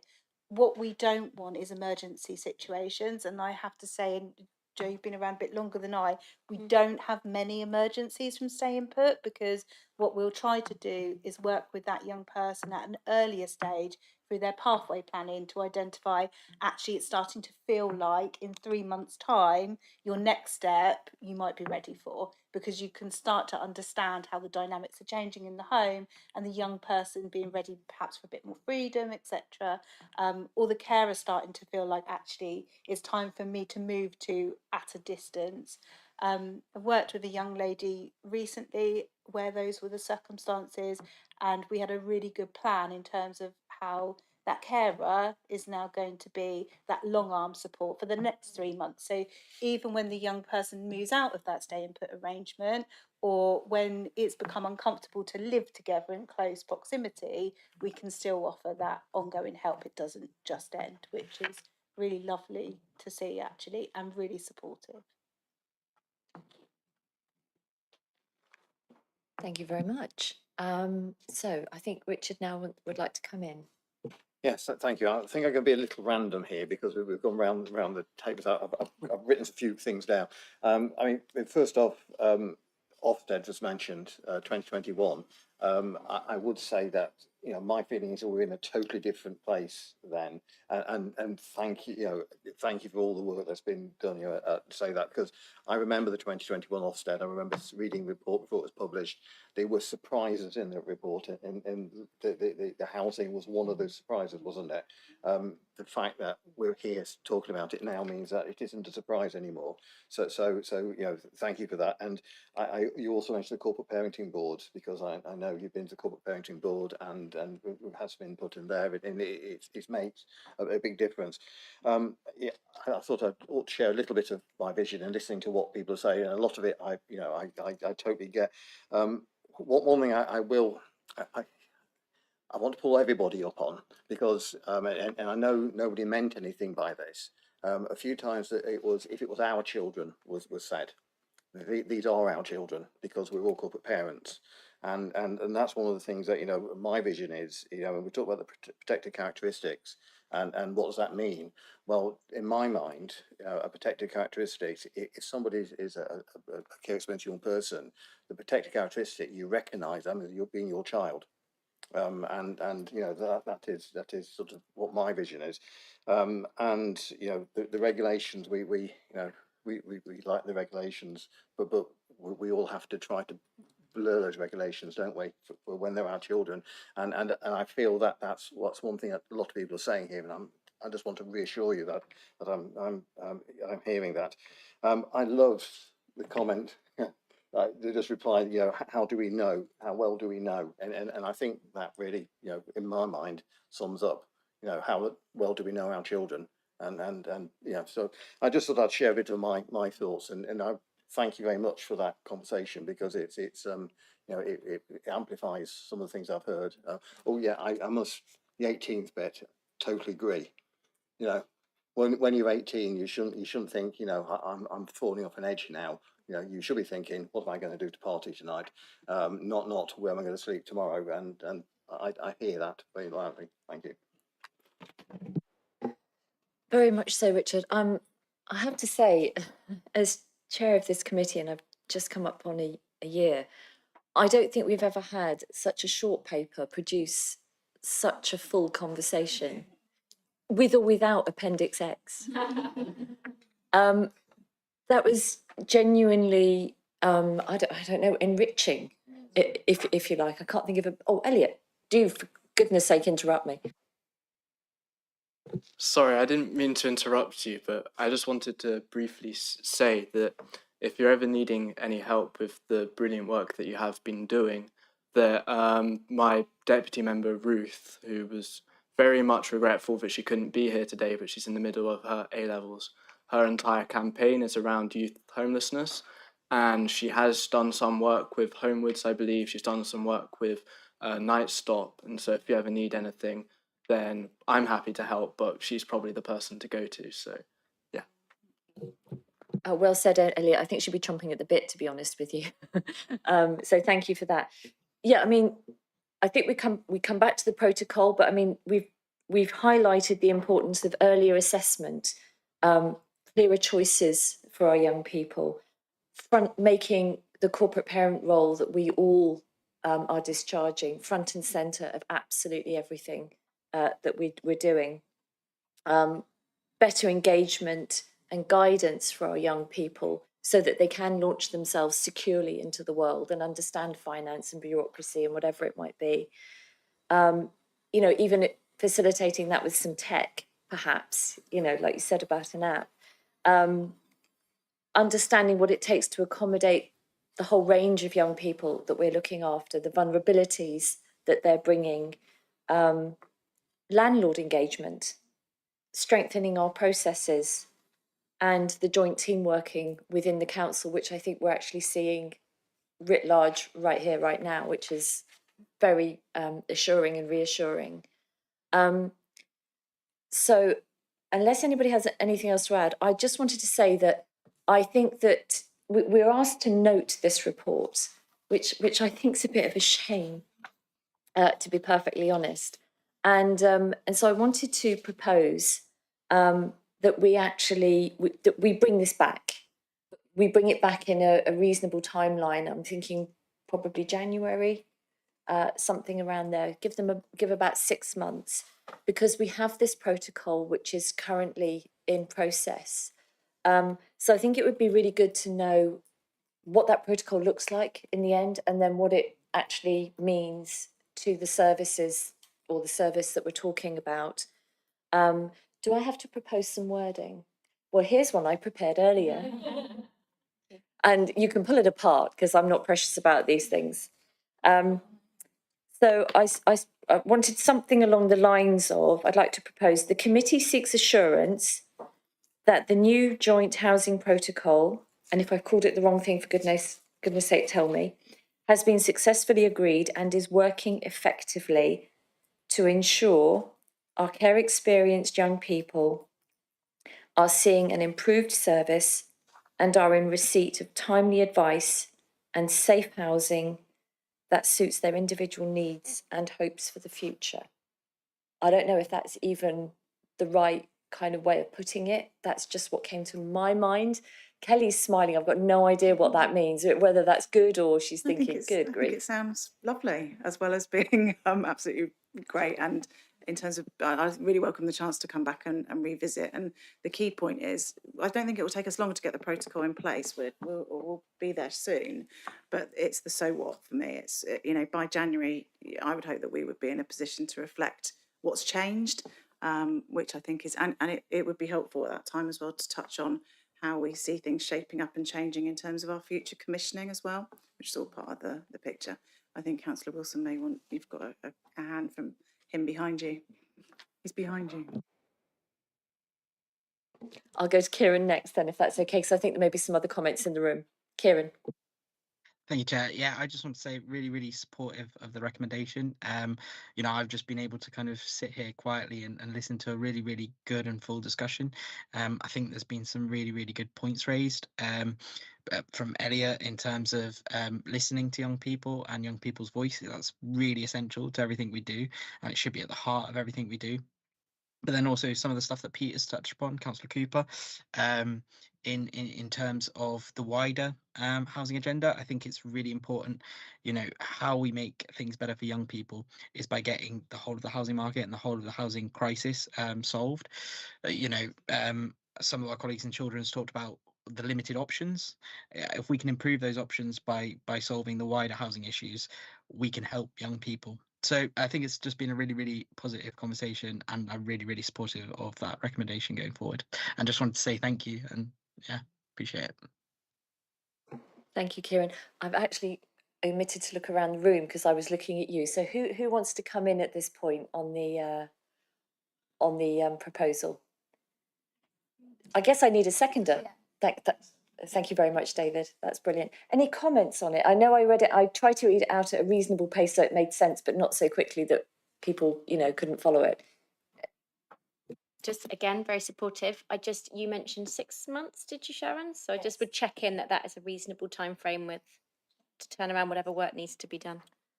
Conscious of annual leave and people's lives. I think it's a journey, and I don't think that we will ever stop assessing where we are and thinking about what is needed. And so I think it's about, we will come back in January. That gives us a good amount of time. Still, you know, relatively early days in some ways, but actually we can talk about where we are and where we're going. So I think I think that's fine. Yeah, I mean, and that's also very much the thing that we want here is it's a conversation. It's not a, well, it can be a grilling, and perhaps in some cases it should be a grilling, but in this case it's a conversation, and it's about finding a way forwards. Just to say that my colleague Ben Tomlin is off sick tonight, and obviously will be, oh God, that's embarrassing, will be the lead next time if you're going to give him a grilling. I'll make sure he watches the recording of this so that he hears you say that.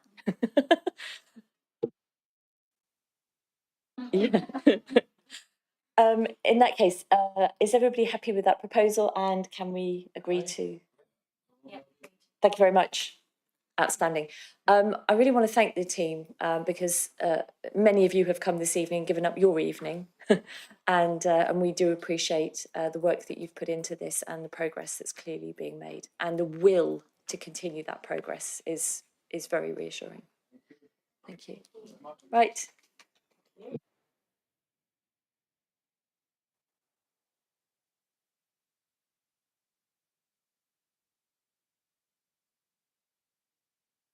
Is everyone happy to continue? We have an item for information to go and the work plan. And is that acceptable if we just carry straight on?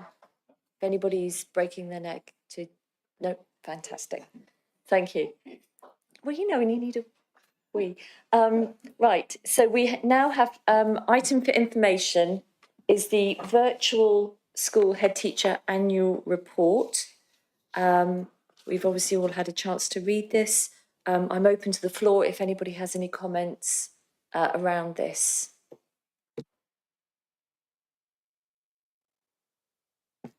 Thank you very much.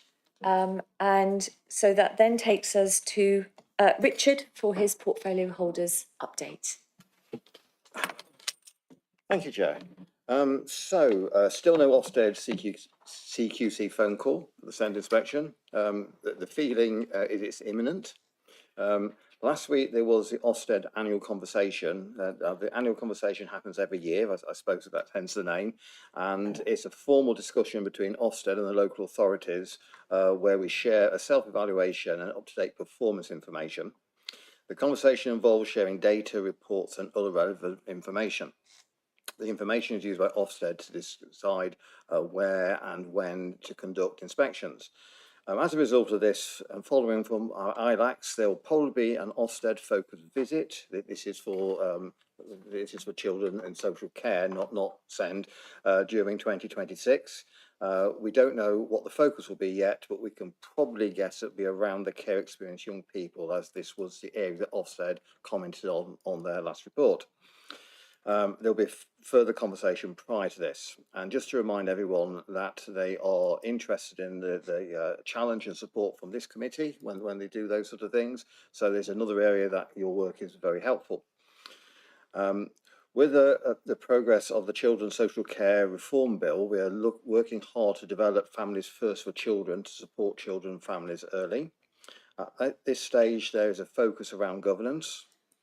You're probably aware that Dorset were a pathfinder for this, which attracts significant funding, government funding. We couldn't attract this funding due to our then Ofsted rating, but we now are going to have to implement these improvements. Which segues quite nicely into my next trip away, which is this weekend to Taunton on Friday, to the Southwest Children's League Membership and Directors of Children's Services in-person meeting, where learning from the Families First for Children Pathfinder programme is on the agenda. So that'll be quite interesting. A nice further bike ride for me that night. Just so that you're aware, pay and reward within children's is still being worked on. We're trying to ensure that social workers in the out-of-hours team are not negatively impacted by the new contract. The out-of-hours team are on call through the weekends, holidays and overnight. They must be ready to answer the phone at any time of the day or night and often get called out to manage difficult situations. Yesterday there was a health and wellbeing board. I know you viewed it. A few children's related items were on the agenda. Firstly, the Children and Young People's Partnership Plan, which you're all very aware of, and thank you everybody here for supporting that at Council last week. We also received a verbal update on the health and wellbeing strategy into action and place-based partnership. This had 4 proposed strategy priorities, and number 1 is starting well, children and young people. So I was really pleased that that's on there as number 1 and highlight, followed by mental well-being, living and aging well, and healthy places and communities. It was good to see children and young people number 1 at the top of the list, and the children and young people woven into at least 2 of the other priorities. Thank you, Chair. Thank you very much. Any comments or questions for Richard from the committee? Peter. Enjoy your bike ride.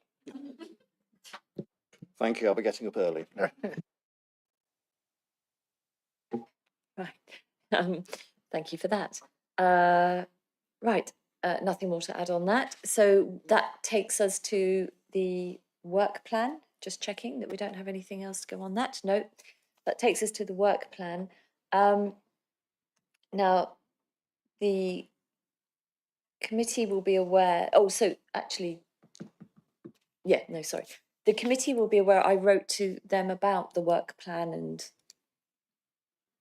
I've proposed that we have that we do some work as a committee offline, as it were, to establish our revised. We need to look again at our priorities and populate this work plan.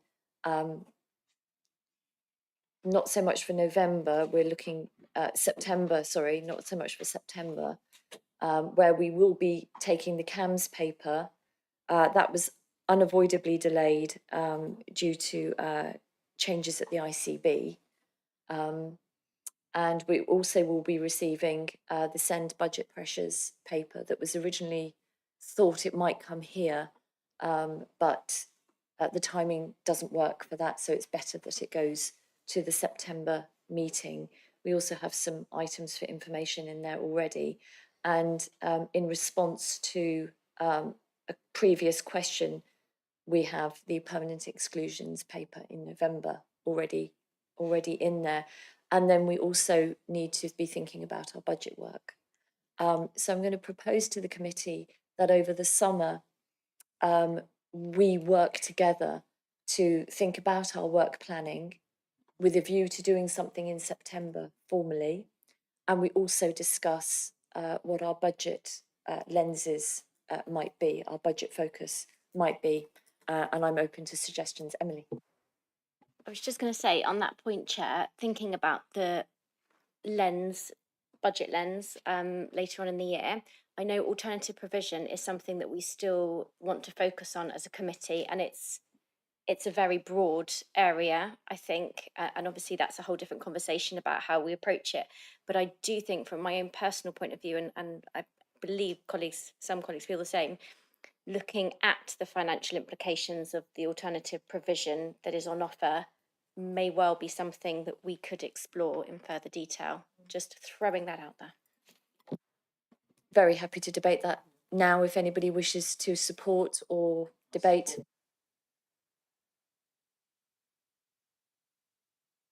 I agree. I think it's a really good a good idea, and it's one of the better lenses, if you like, to look at because of its budget size, but also what it says about all services, if you like, that are feeding into that side of the SEND in particular budget. In that case, do we need to propose that formally as a budget lens? Do we want to take that as a formal, or is it just a suggestion at this point? I was mentioning it by way of a suggestion. Obviously, I think probably a conversation with Lindsay, Sinead, Democratic Services to sort of think what that looks like. But yeah, whatever the process is. Thank you very much. I'm getting some nods, so I think we're all good on that one. Yes, thank you. In that case, I just wanted to also welcome the fact that we have the Mudderford Wood Play Group was also successfully relocated. David, that's in your. I just wanted to actually thank everybody that worked. Yeah, I think as a massive thank you to the council for everybody's involvement in the speeds to bring the opportunity to use the BCP premises in Highcliffe. So we're really pleased to welcome the Mudderford Wood Play Group and looking forward to enhancing that relationship with our community. So thank you again to the council, and more so, the other ward councillor Andy Martin and Adam Sofianos, who was the parish councillor at Highcliffe and Wartford Parish Council, for all their input and their efforts and enthusiasm. Thank you.